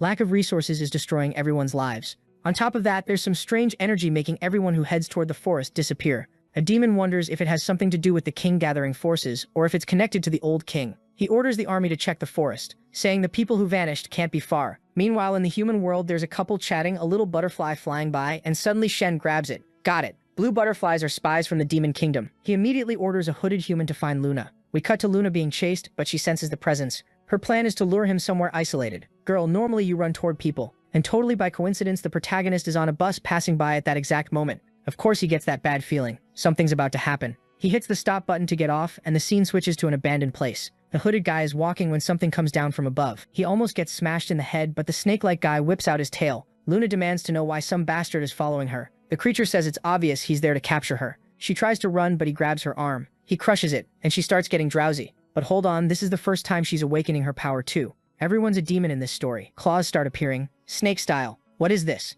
The snake lunges in to bite, and Luna dodges to the side, starts summoning those lines, traps the thing, clamps its mouth, pulls the cords. Its whole body gets immobilized. She jumps in to try to tear it apart, but the lines start coming undone. Now the snake goes for another huge bite. She barely stops the teeth, but one of them manages to touch her arm. She's about to head back to base to recover when the protagonist shows up. He's in shock. He just found out his wife has 9 tails. She says she'll explain, but at the same time she doesn't know if she'll survive. The protagonist kicks the snake guy away so he can escape. The snake slams into the ground and realizes something is off about this kid. The creature tries to dive away and escape. Luna tries to cast something, but her arm is infected and she can't do anything. He tells her to wait and the scene cuts. They're already home. He wraps her arm and she hides the tails. Then he asks the obvious question, "You're my wife, you keep pushing me to leave, but you're a demon and you never told me anything." And if she is, that means she also knows about him, so she hid everything. She reveals it started back in school when she saw that medicine on the ground. That's when she found out. The protagonist, furious, stands up and says it's ridiculous. She knew all this time and never told him. She talked about him being able to trust her, but apparently it was all a lie. He freaks out, completely stunned. She tries to explain, saying she just wanted him to believe she was on his side for real, like his mother. The protagonist is confused. Then she reveals the M1 department has been at war with demons for a long time. And like he probably suspects, Jae-hyuk is the one organizing everything so they can defend themselves. Recently, they managed to send some spies over there. One of those spies got captured and became the demon's wife. That spy was the boy's mother. With that cute marriage, they thought peaceful coexistence might be possible, especially because a child was born with blood from both races. Countless people tried to kill the kid, but somehow he survived. Even so, the queen knew that with so many attempts, he wouldn't live long. That's when she created an organization to protect him, Blue Butterfly, and Luna was part of it, and she has something important to show him. In a video from the base facilities, the boss walks up to a certain area, disappears for an hour and a half when the camera cuts out, then shows up walking like nothing happened. There were probably M1 secrets stored there that even she didn't know. The protagonist says that's extremely important. They should go there right now and see what's happening. She says it's impossible. The two of them can't handle something like that. But the protagonist seems to have a plan. Then the scene cuts back to the snake guy, reporting that he failed again. Now that I think about it, this poor demon fails every single plan. Nothing ever works.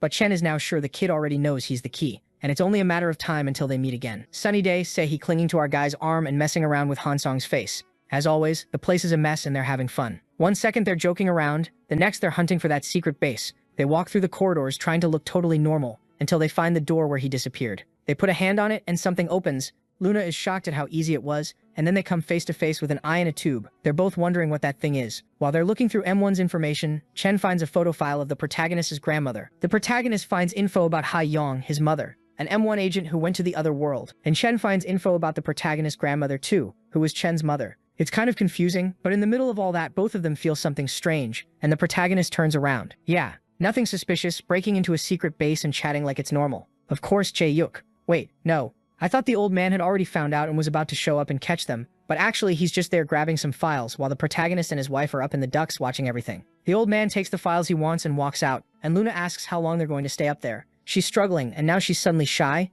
We're breaking into a government secret facility, and she's blushing, because the guy is pressed up against her. They're doing that thing about to get closer, when he reaches over and moves her hair. Meanwhile, it feels like there's airflow up there, and the director seems to catch a scent. He starts wondering who entered that room. Looks like they followed the ducts and found another medical area. Inside, an older woman is asking Erin if she's feeling okay with the higher doses. The two of them don't understand what they're talking about. Then the woman injects something and tells her to remember. If she feels anything different, anything unusual, she needs to report it. Back at home, the protagonist tells Luna he thinks he understands what they're doing. Erin was being trained to go through the same process his mother did. She was going to be sent as a spy to the demon world. Yeah. While you're dealing with that, Chen is starting to track you down. Then the building security guard finds him, shines a light on him, asks what he's doing, walks closer, and then, scene change. The guy is dead. Poor dude. He was just doing his job. Meanwhile, in the demon world, there are chained creatures, weird things being thrown into the portal. Looks like they're trying to increase its size. But one of them breaks free, snaps the restraints, and charges the guards, except King De-yum is already there. He's furious, demanding to know why the number of soldiers isn't increasing. One demon is scared to say it,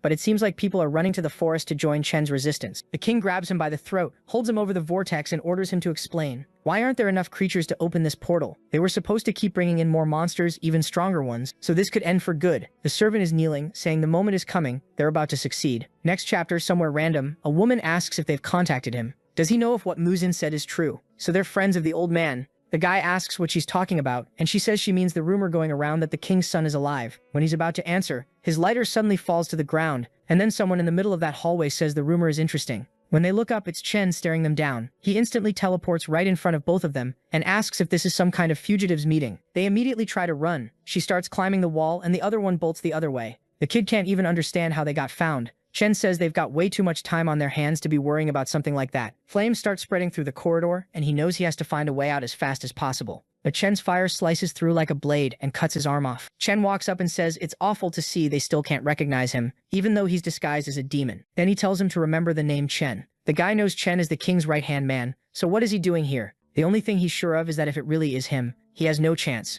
So what does he do? He activates his power and decides to attack anyway. Chen just hits him with one clean strike and he slams into the wall. Then Chen tells him to explain more about that rumor, that the king's son is still alive. The poor guy tries to say he doesn't know anything and starts yelling for help. But right then a metal beam comes flying in from behind. It looks like he gets crushed, and the pointy-eared girl up above wonders if she managed to kill him. Obviously not. Out of the smoke comes a rain of fiery flashes. She panics, everything explodes, and Chen is standing there untouched. He jumps, climbs up, and when he reaches the top, there's nothing. He sees blood on the door and follows the trail down the stairs. Then the scene cuts to a guy putting up a cone and saying it's a restricted area. The cop is wondering who could destroy an entire city just by driving. When he looks back, there's a massive crater, and it sounds like something is coming from inside, so he walks closer to check. Then a demon rushes him and bites his head clean off. The other one tries to call for help, but the monster comes in and slams him into the ground with one crushing hit. The whole population is in shock, but those hellish locust things just keep pouring out. Meanwhile, back at the M1 base, the alarm goes off. Seichi is hyped, saying she finally gets to use all that training. The protagonist is sure the alarm means there are creatures in the middle of the city. Something big is about to go down. A student comes to warn him the request for help wasn't meant for them. They're not the main squad. He says he's going anyway. She says the order is for him not to go, but he answers that this is his job, and he knows the world ends if he does nothing.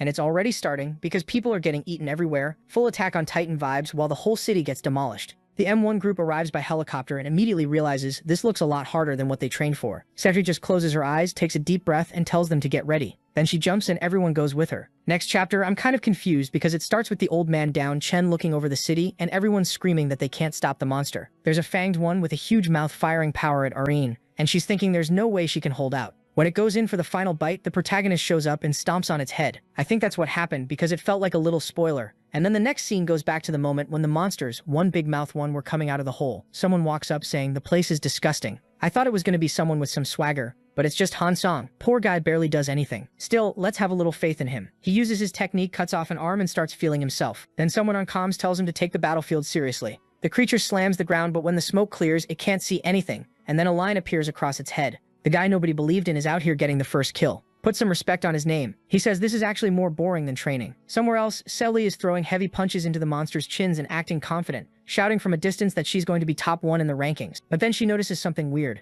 The monster is still twitching, so she apologizes for leaving it alive and blasts it again to finish it off. The problem is, they killed 2, but a ton of creatures are still coming out of the hole. On the team comms, they're saying numbers 2 and 3 are handling things without trouble. Where's number 1? Arn says she's right there with 5 in front of her. Someone asks if she can handle it, and she cuts them off and says, obviously. The monsters keep crawling out, drooling, while others look like they're burning on the ground like a titan. Erin jumps up into the air, brings her arms together. A purple aura builds up, and she fires a bunch of, I don't know, like spiritual fire shots? I thought she was about to do something flashier, but that's what it is. It rains down on the monsters and they all die. She has aerokinesis, which is like mixing air with telekinesis. She says it makes sense that her friend is the ace, while Han Song says he's also getting a lot of kills. Then comms say another team is coming to help, so they can pull back for now. Erin walks up to the hole and looks down. This invasion was way too dumb, so it's obvious they had another objective. She has this feeling it's not over. Her friends start yelling for her to come on and stop stalling. They start counting, and she turns around like, fine, I'm coming. Looks like it's over, and she'll have to wait and see what happens next. With how many they killed, it should be enough. The moment she says that, a creature appears behind them. The two of them freeze, and someone says they've never seen anything like it,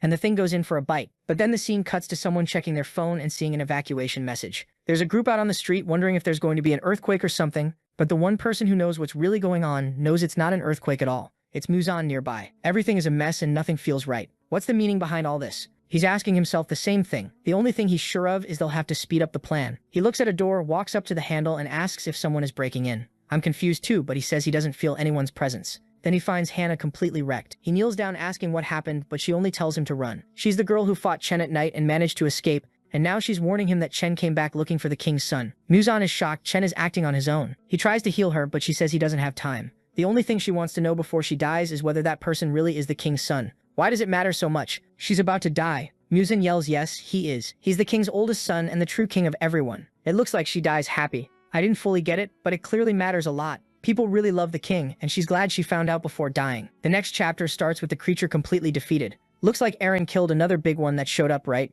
Even though we know she wouldn't be able to? Wait, hold on. This series confuses me sometimes. The monster is dead because I think the protagonist already arrived. They just didn't show him coming in. Basically, when that big one came out of the hole, the protagonist showed up, killed it, and now say he is clinging to him. A student walks up, calls out to Erin, and tells her to be more careful because it's dangerous. From that low angle, the girl looks strong, but Erin slaps her hand away and says she can handle herself. The blonde thinks Erin always acts like that. Erin walks off pissed. A little later, the medics arrive and start collecting bodies. The protagonist turns to leave and the blonde says, well, looks like it's handled. Let's go back. Then Nero says, no way. That was only the beginning. Back with Muzan, he's warning someone that Chen has arrived. He's talking with the demons there, and they know Chen was the king's right-hand man. They immediately ask if this has anything to do with what happened in the city. Muzan says probably. Chen is known as the strongest in the demon realm right now. It's inevitable that the tragedies and the nightmare from the past will repeat. The city will be filled with lifeless, burning bodies. The whole place will turn into a new hell, And that's why today, once again before he can even finish, everything starts collapsing. The ground breaks apart, and he says they're about to experience hell right there. An explosion blows open the cave ceiling. Sunlight pours in, and Muzan says that once again he'll have to defend his ideals. He's coordinating the demons, and then through the smoke, Chen shows up. He thanks them all for gathering, because now he doesn't have to hunt them down one by one. Obviously they don't stand a chance, but they rush in anyway, just to see how strong Chen really is. Everyone attacks, grabbing arms, grabbing his torso, coming from every side. One of them yells they'll never give up. Then a red slash cuts across his face, and a light expands. He gets thrown back, explosions everywhere, demon bodies flying. Someone is already burned to a crisp, while Chen is still standing there untouched. The guy tries to ask how that happened, and in the next second, Chen is bouncing from neck to neck, ripping through everyone. He spins his blade, builds up that aura, then slams it down and sends flames toward the two who are down. But someone tanks it. Give him credit. It's Muzan, stretching his arms out. Chen says Muzan's steel is strangely weak, but then he recognizes that power. Was Muzan part of the commander's army? Before Muzan can answer, Chen is already right in his face, saying it's a shame because now he's in a bad spot. Chen throws 2 slashes while the old man says he'll be going back to that hell soon. Chen doesn't care. He wants to know where the damn key is. Muzan blocks with his elbow, and Chen presses him. Answer me. Where's the key? Muzan can't believe this kid is pushing him back with raw strength. Then the ground shakes and a wall rises up between them, like something out of Gaara. It's the people behind them launching another attack from Chen's blind spot. Chen just turns and says, they're nothing but insects.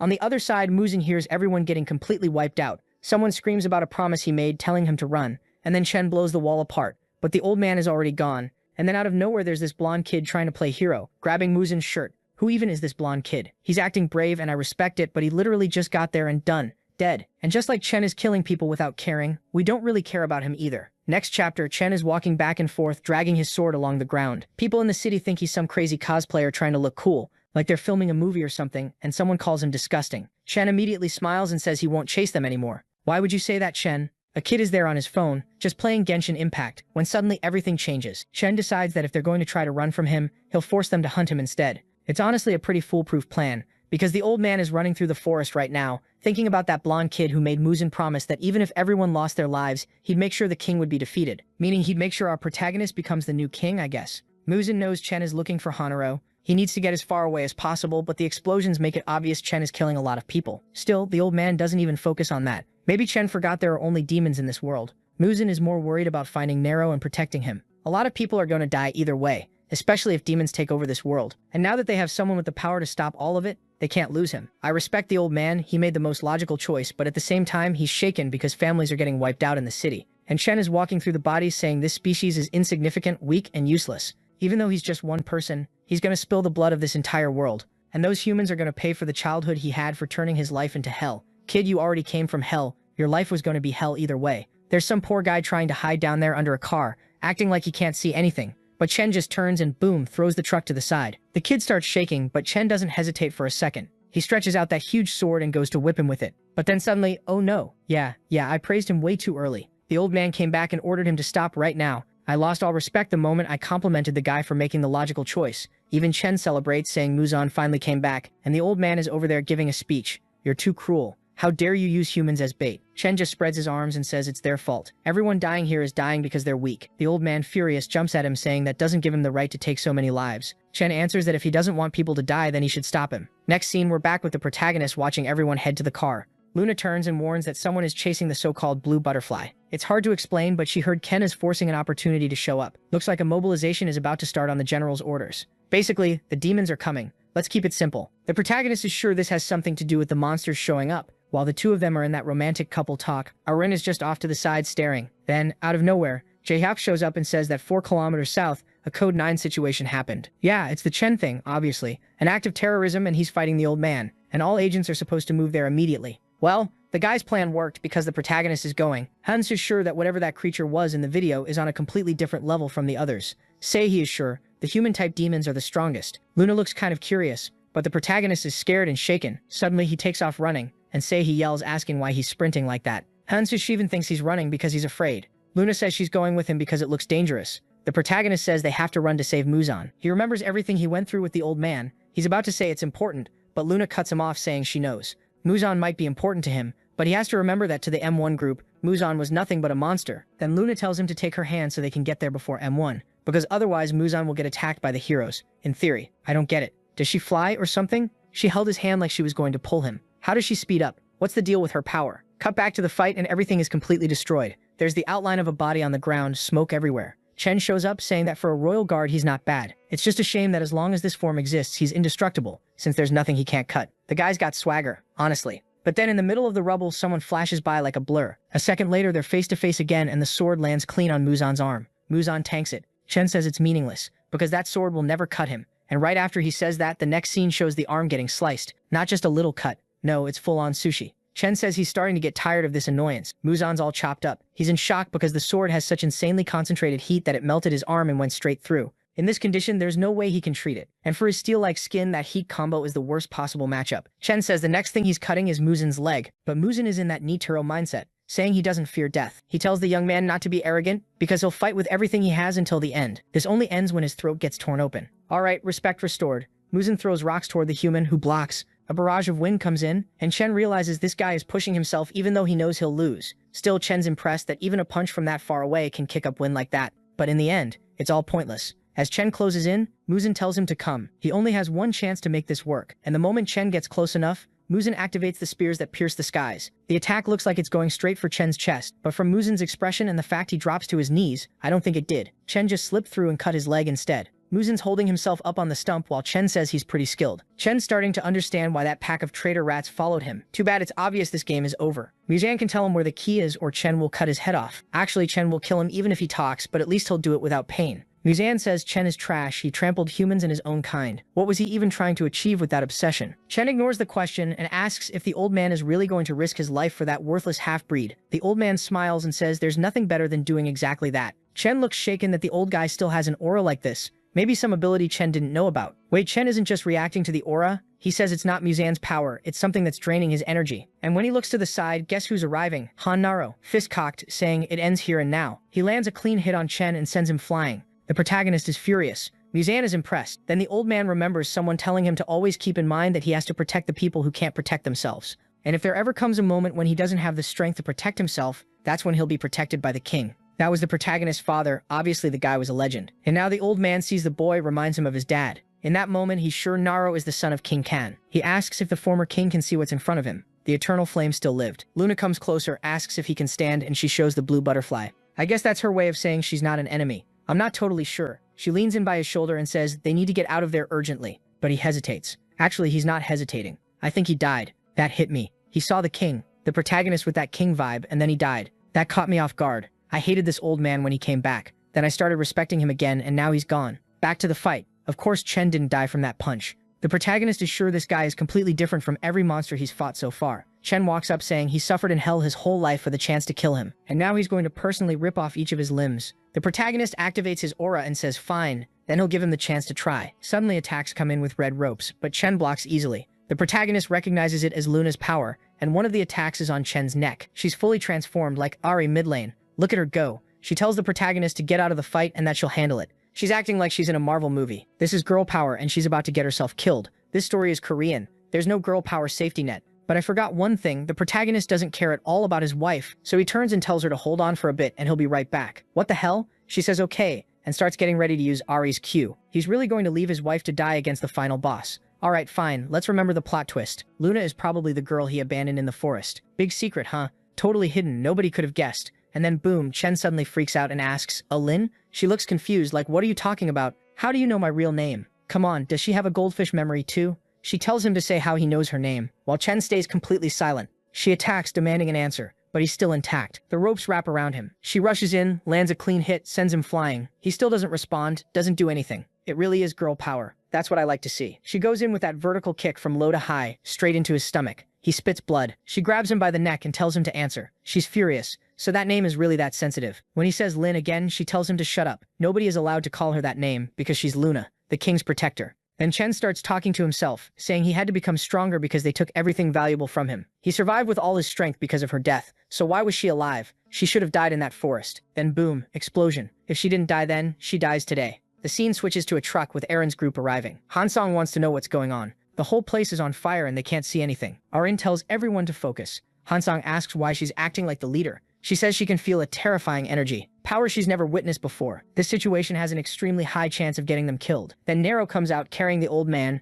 and now the big question is, why didn't you tell your wife to carry the old man while you went to fight? Whatever. Let's pretend that didn't happen. He talks to Muzan. Wake up, I'll protect you. Walking with him through the emptiness, telling him not to die like this. I think it's already over for him. That hurt. The protagonist says he only has Muzan and Luna in this life. He doesn't want to lose again. Muzan, with his hand on the protagonist's shoulder, starts turning to ash, telling the king to lift his head. The protagonist is crying, saying everyone who stays by his side dies. And honestly, he's right. He grew up alone, they killed his grandma. They killed his friend. He finally meets two people, and now another one is dying, and he also left his wife to die. Everyone's going to die. The old man, suddenly all religious, says that even if these bodies disappeared from the physical world, they still exist as souls and will always be by his side. That's why he has to take responsibility, stand there, and fight for those who are still alive. And with that, the old man fully turns to Ash, saying that as captain of the guard, it was an honor to have known him. No, now that the old man is gone, it's over. The protagonist is going to snap, back to the flames. Chen is choking Luna, saying she was always an obstacle, always fell for traps and was too kind. And now at a moment like this, she comes back alive out of nowhere. And on top of that, she's protecting that filthy half-breed. She's still pathetic like always and really deserved to have died in that forest. But even while being choked, she says he's a coward. Such a coward that he abandoned her in the forest instead of just killing her. And now he's shocked she survived. That hits him. She even kicks him. There, take that. She falls back, all flexible while he's shaken. She finishes by saying that if he really wanted her to die, he shouldn't have given her that necklace. The blue butterfly saved her. So if he wanted her dead, why give her that before leaving? He says the path he walks always leads to suffering. His whole life was blood and fire in that hell, and there was no reason to drag one more person through it. Luna starts to feel sorry for him, but he tells her not to get in his way anymore. That's the only thing he's asking. And just as he's ready to bring the huge sword down, someone starts approaching. When she looks back, it's the protagonist, acting like he couldn't care less. He says Muzan is dead and that he'd never forgive Chen for it. Damn, the kid's got style. Chen celebrates and laughs, saying he's finally showing who he really is. Today, this conflict between the two of them was going to end. Yeah, but it literally just started already ending today. Fine, let's go then. The next chapter starts with the building exploding from a blue punch and Chen getting launched away. Chen comes back with a sword slash, but the protagonist answers with a punch, another cut, a straight-up brawl, blocks flying everywhere. Naro's starting to get those marks on his head, and honestly the M1 group still hasn't shown up. Then the protagonist throws a punch that turns into a barrage, the famous icy fire. The ice keeps spreading, but then a leftover trace of flame appears, and everything gets wiped out. Chen is staring with pure hatred, and the protagonist comes in with my favorite female move. Off in the distance, his wife is in shock that he's actually that strong. Even the strongest demon was struggling. She was sure Naro's strength right now was leaving Chen with no way out. The only problem is, Chen fought for years in hell while Naro is still learning. Even if Naro's raw power is way higher, this is a much more dangerous situation for him. And that girl makes things complicated too. She wants to help the protagonist, but she keeps remembering Chen calling her his little sister. So she slaps herself, saying she can't be thinking about that at a time like this. She has to fight for the king. In the middle of the fight, Chen thinks Naro is just like him. Both of them only had one relative, and both lost the people they cared about. They were born into lives that were already ruined. Why were they both destined for this? Was it just bad luck? He's thinking all that while fighting, then lands another hit to the back. He says if their lives are going to be like this, then Naro should live the rest of his life full of regret and frustration. He's going to make him suffer as much as possible and pile up all that hatred.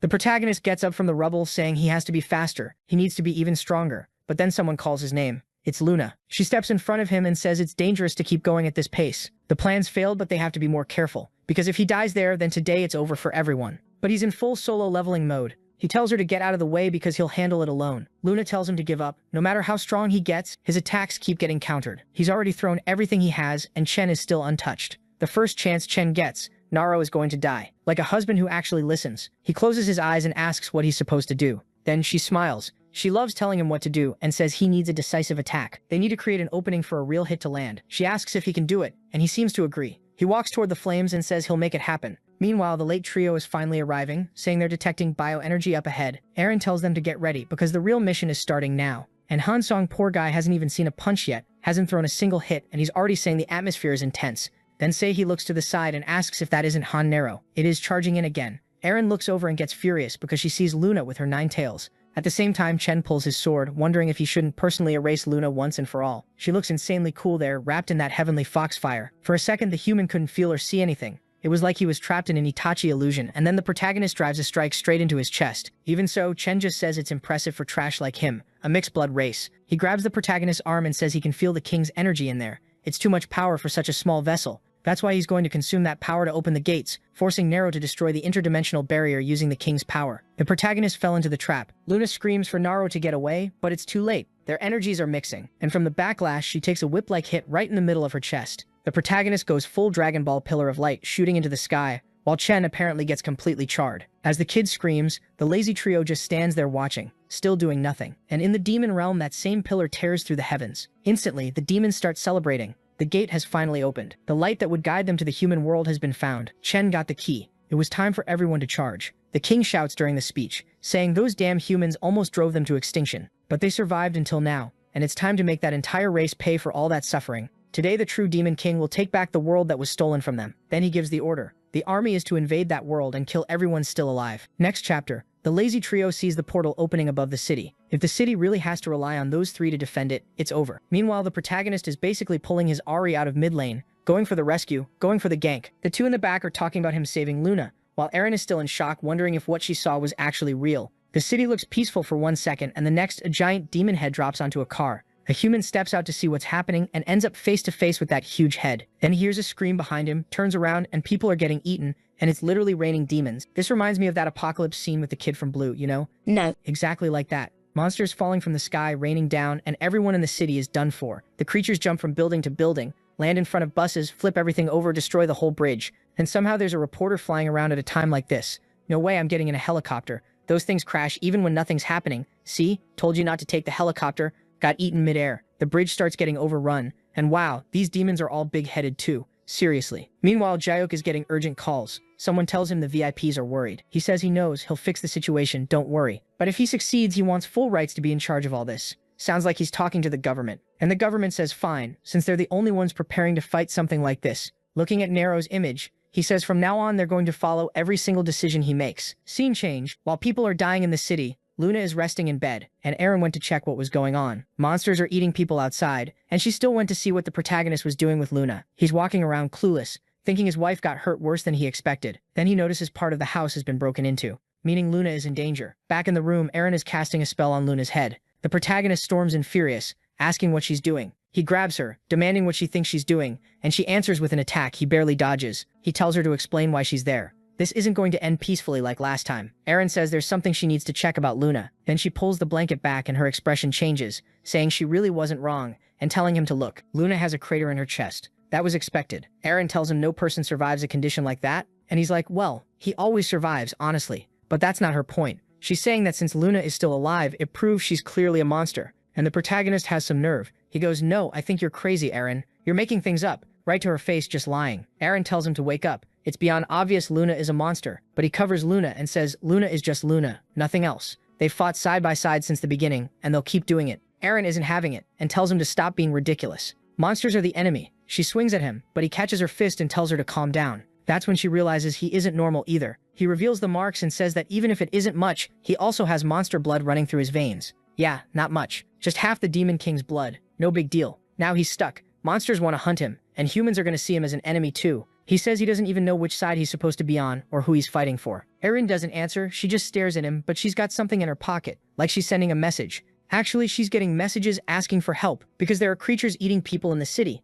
People begging her, where are you? Come help. So she tells the protagonist that for now their goal is the same, so they'll cooperate. She'll count on him, and for now on Luna too. They use a ton of bandages, take off Luna's clothes, wrap her up, and he says he'll be back later. He remembers how much she fought for him. He just asks her to survive so they can see each other again someday. Back in the city, Hansong is there. How many monsters has he killed so far? Tell us. He's looking for targets or the rest of the group when a huge roach-like thing behind a wall tries to sneak attack him from behind. It slams into the ground, but he's gone already at its neck. Another slice. Honestly, the kid can cut. Then he runs again, but he messes up. The creature regenerates behind him when he gets distracted and comes in with another heavy hit. Say he saves him. She jokes that she saves him every time, but she really does. While he's mad, she's glowing, saying she was really worried. She's just not 100% worried because he's ugly. Brutal. No mercy for the background guy. Then another gang shows up in front of them and they realize it's going to be hard to deal with all this without Eren. But what choice do they have? The monsters are right there, so both of them charge in. Eren is sprinting through the city trying to regroup, but help requests are coming in from everywhere, and since she's already being attacked, she knows it won't be easy to push through. She throws her arm up, makes a purple tornado, rips through the sky, and sends it at the monsters. Everything getting hit from all directions. She probably used that spirit rain thing and burned all the creatures' eyes. The bad part is the monsters are still standing and still attacking her, and she's wondering how they didn't die to an AoE like that. She thinks she can handle it, until something bites down on her bicep. That bite goes deep, but the protagonist shows up and helps. Literally, he rips the creature off, throws it away, kicks the next one, grabs another by the mouth, and slams it into the ground until it explodes. The monsters start falling apart while Eren just stands there stunned, and all she asks is where Chen is. I want to know too. Where is Chen? And then out of nowhere Eren's like, my god, The atmosphere around him changed. She says she didn't get any message, but he seems to be hiding. She tells him to wait, but she's clearly in pain from the bite. And then she notices strange ash coming out of the wound. They say Chen is hiding, but he's up on top of a building, everything destroyed, just sitting there calmly, thinking about his sister. Then Cassiopeia appears and says he finally made it. And judging by how he looks, he's loving watching all these humans get consumed. The king must be thrilled with Chen's results, all thanks to him getting the key. Cassiopeia is sure Chen already took care of the blue butterfly messenger and the cursed air. Chen asks who he's talking about. Blue butterfly messenger? Cassiopeia says he means the girl who uses that red thread ability. She's been passing information and messing up their advance. Chen immediately understands who it is and asks if he wants to find out what happens if they lay a hand on her. Cassiopeia doesn't really get it, and Chen repeats it, thinking Chen wants him to be brutal. Cassiopeia says fine. If he finds her, he'll cut off all her limbs and make her suffer. But Chen tells him to shut up and grabs him by the throat. And he's already saying that based on the description. The kid must be the type who likes dying while suffering, so they can start with him. Like, what? He didn't suffer that much. His head came off. He died. Okay? This guy here is completely shaken. He tried to walk it off, but then he got scared again right after. Oh my god. Somebody help this Chen. I mean, help as in kill him, right? Next chapter shows the city has been taken over by flying creatures, and in one of the labs, someone's treating Eren's arm. She comments that yesterday's injuries are already regenerating completely. She asks how that's even possible, and Sula says it doesn't matter. The important thing is that she's recovering. But then Eren pulls the needle out of her own hand and says she's not that relieved about it. Suilsa asks what she thinks she's doing, and Eren says she wants to know what's inside that syringe. The doctor hesitates and gets slammed into the wall. Eren tells her to say it right now. What they've been injecting into her all this time, and of course, nothing but liars in this story. The doctor goes, it's just something for fatigue, nothing serious.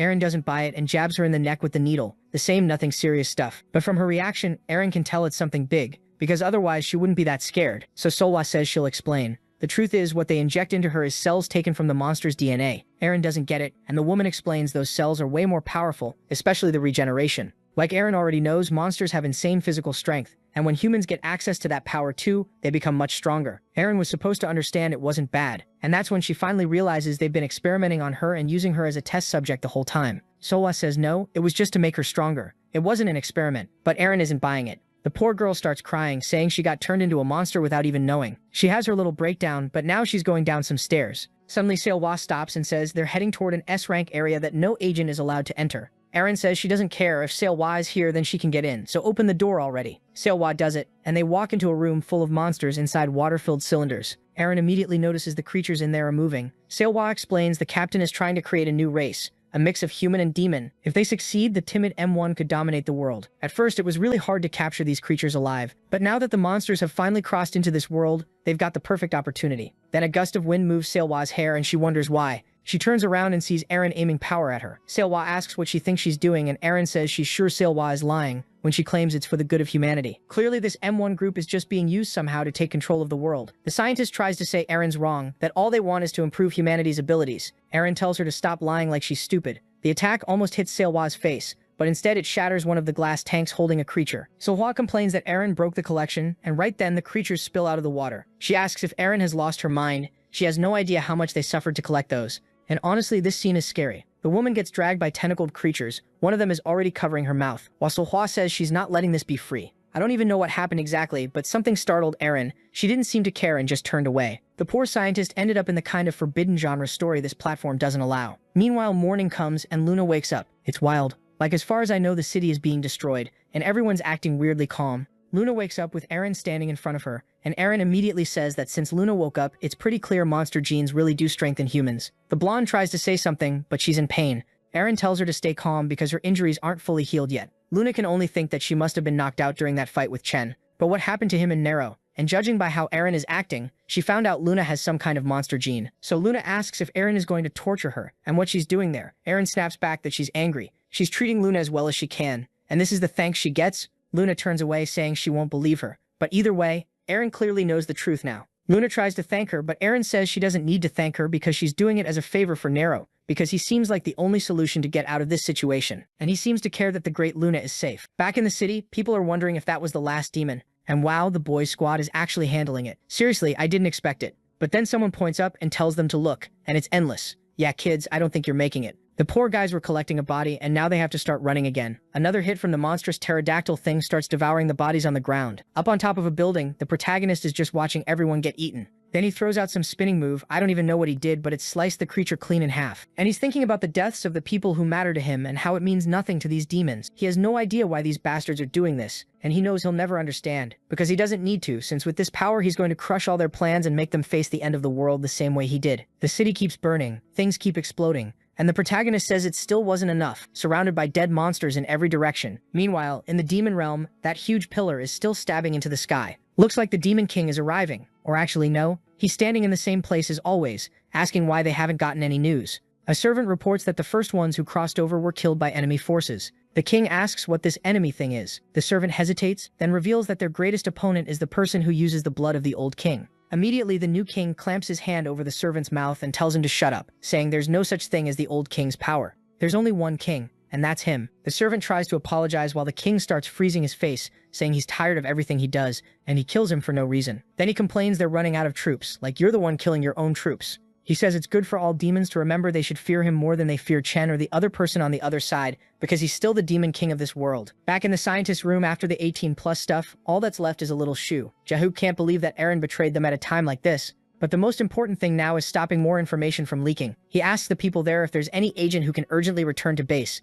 The guy writing says it'll be hard. There's an emergency and chaos outside with tons of casualties. Jahook asks if they're losing, and the guy says thankfully no, because this agent Honaro is handling everything. Jahook is clearly interested in the protagonist, since he's exactly what he wants, a hybrid. At that moment, the protagonist throws himself toward a mass of tentacles coming at him. He jumps from branch to branch, but the creature lands a clean hit and traps his arm. The protagonist takes a deep breath, starts freezing the creature's branch-like limb up to his arm and snaps it in half. When Jahook sees that icy breath coming from the kid, he recognizes the power immediately. Meanwhile, the rest of the group is exhausted. Hansong says they haven't stopped fighting for hours. They really need to go back and rest. Honestly, respect. I called them lazy, but they fought all night. Even Sahi, trying to act upbeat, admits she's done too. She can't fight anything else. But then she notices someone approaching. She tells Hansong to look ahead because that guy came back the same person they saw on the monitor. Chen is standing face to face with them. Sahi immediately calls it in, saying they've got Code 9 right in front of them. She gives the order and charges. I respect the courage, but I don't know what she thinks she's going to do. She just takes a brutal punch to the stomach and gets thrown away. She slams into the wall so hard it's like she exploded against it. Hansong realizes the gap between them.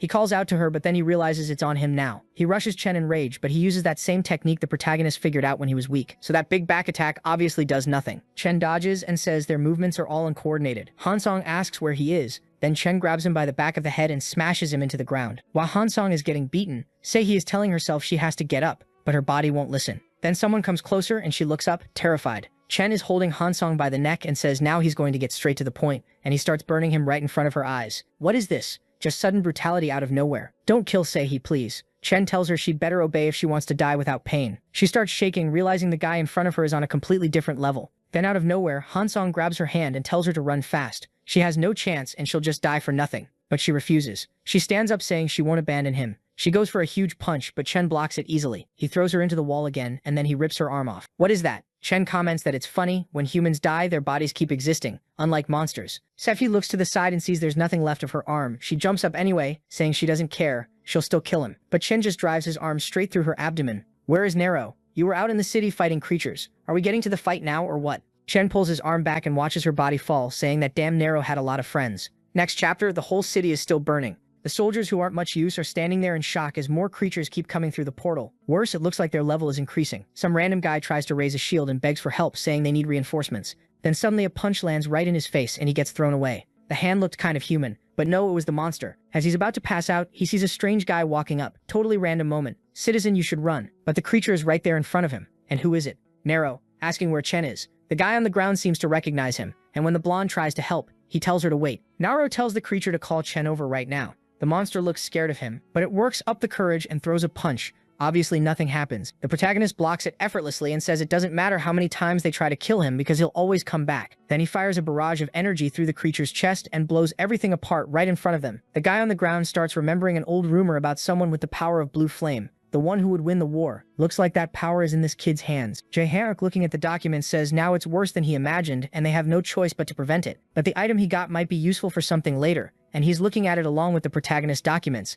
What are you trying to do to my boy? Yeah, this bastard stole the protagonist's DNA and is trying to run. He gets into a helicopter. The little criminal. Come on, let some monster eat that helicopter. Take him out midair. And there it is. The creature shows up. Jaehyuk is trying to escape, yelling to take off now, but the monster triggers an explosion and rushes the helicopter. They scream and it gets ripped apart in the air too. Yeah, he deserved it. The city is full of flying monsters, and you decide to leave by helicopter. You could have just stayed at the base, but whatever. I get it. The story needs to wrap up, and this guy needs to die. Meanwhile, Chen is watching the whole city get swallowed up, saying that what he's seeing is the shape of the hatred he feels for humanity. His heart was burning with resentment, and he was ready to curse everyone's life, even knowing that in a war there are no winners. But then between some buildings, these gigantic pillars of ice start rising up. He smiles when he sees that the creature beats its wings and he heads that way. A monster with a crater in its chest slams into the ground, and standing in front of him is the protagonist. Someone calls out to him, saying he must have spent a ton of energy to open that gate. It's Chen, obviously recognizing the power of that damn king. Right then, he goes into his final form, saying he's going to use everything he has left to finish Naro right there. The protagonist just smiles and says he finally found him. He starts climbing the building while Chen comes in with the dragon, attacking. The protagonist says that the power they want so badly cost him way more than they could ever imagine. His aura keeps growing, and the instant the dragon makes contact, it gets completely frozen. Even Chen can't hold up. He's not resisting it either, and he realizes the space around the two of them has been sealed off. The cold air hits down to the bone like knives slicing through his whole body. Honestly, Naro would have won if he'd picked a different opponent. Chen breaks the ice with flames and goes in to throw a punch at the protagonist, saying it all ends there. Fist to fist, classic Dragon Ball moment. There's a blast of light, and in the next chapter, the whole building is glowing, cracking with this purple shine. They're face to face in that galaxy-level fight. The protagonist swings a punch. Chen tilts his head aside and slips out. But one of those punches almost freezes him completely, and Chen fires back with a brutal kick straight into his side, then presses in and slams the protagonist down into the ground. Chen is stunned. This kid opened the gate and still had that much energy. He really was the king's legitimate son. It was just a shame it was too soon for him. And while Chen is thinking that, the protagonist is looking insanely cool out there. Another explosion rips through the city and Chen gets thrown back. In the same instant, the protagonist is right in front of him, but the enemy stretches out his hand and casts this fire magic that looks like it's striking his body from every direction. One of the attacks pierces his hand, but even then, the protagonist clenches his fist. He focuses, fires off another energy blast, and Chen gets launched away. The protagonist is thinking that the fact he can't solve a single problem proves he isn't worthy of the title of king. And then Chen stands up again facing him, and says the boy is being consumed by that power. Soon he won't be any different from a beast. He must have already noticed that to get more strength, he has to let go of controlling it. He'll have to follow the exact path his father followed and get lost in it. The protagonist steps in, telling him to shut up. While they're fighting, the two girls are watching from far away. The wife screams for her husband, while Aaron tells her to calm down, and the poor girl drops to the ground like an idiot. She's saying they have to help Naro. He's in the middle of the fight. She has to do something. Another explosion goes off right in front of them. Aaron lowers her head and activates a power around them, this purple energy. Luna realizes she's being healed, and Aaron says that today she's going to lend her strength so Luna can end this fight. Looks like she transferred mana, something like that. Back to the brawl. The protagonist jumps in to throw another punch at Chen, who's shocked by the kid's bloodlust. He fought like he couldn't be stopped, but he still wasn't ready, and now it was over for him. Chen fires a purple energy blast that wipes through the city, the building, and leaves a crater where the protagonist was. Then Chen says the boy didn't notice his body is freezing.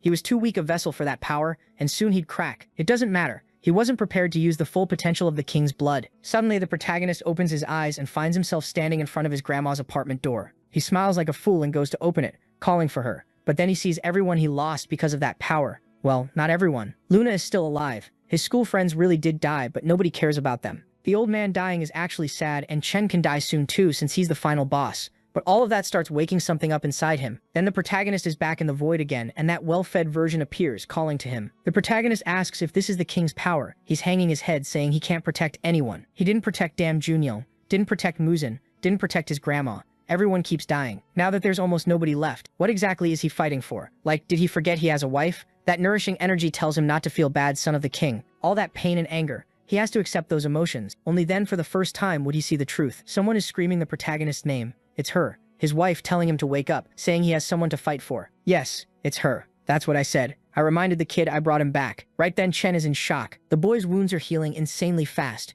Something is different from before. Maybe that was the power of the true king. The kid is flaring with aura when a big-mouthed creature comes in from the side, but one glance from the protagonist, and something smashes straight into the creature's chin. The punch hits like a bullet, so fast you can't even see it. Its face freezes over or gets pierced through by a block of ice. The thing is dead. Seeing that, Chen says everything changed. The moment he was abandoned, and after he left Luna in the forest, he swore to himself he'd never be moved by emotions again. But now, Naro had awakened something in him. He'd been waiting for this moment his whole life. He was finally going to experience true happiness. So they stand face to face. And in that moment, Naro sees the face of someone who, just like him, is ruled by pain and suffering. But Chen is different, and Naro tells him that, apparently, he has nothing in this world he wants to protect. The light expands across the entire city. Luna, far away, shields her eye, and it looks like an energy apocalypse just got unleashed. In a split second, the poor guy is missing a leg and an arm, Chen says he finally understands what the power of a king's authority means. That's what Sana was trying to protect, even if it killed her. The creatures in the city start getting pulled into the vortex in the sky, and Chen says that, like always, the result of this fight is that it will be eternal. The relationship between the two worlds was complicated, and Naro had to choose which side was he on. Was he human or a monster? The protagonist turns and says it never mattered. Then Chen smiles and says that in the end, he lost fair and square. He can't speak because his mouth has fallen apart, but he wanted to apologize to the boy, or apologize to Luna, since all she can do is watch his ashes scatter. She cries a single tear and asks if it's over. The protagonist says he can feel Kun's fury, that guy from the demon world, watching him from the other side. He wants to end this war, but for that he needs her by his side. She says, of course, and the two of them head toward the portal. With that, the only person who had the authority to open the gate passes through it. The sky that had that giant gate finally returns to a clear blue, and supposedly the gate was never opened again. That's what the story says. 3 months pass, someone saying yes, he's in South Korea, right at the place where the like on this video happened. That helps Mamoru make more juicy content for his viewers. Activate the cheeky little bell and I'm out.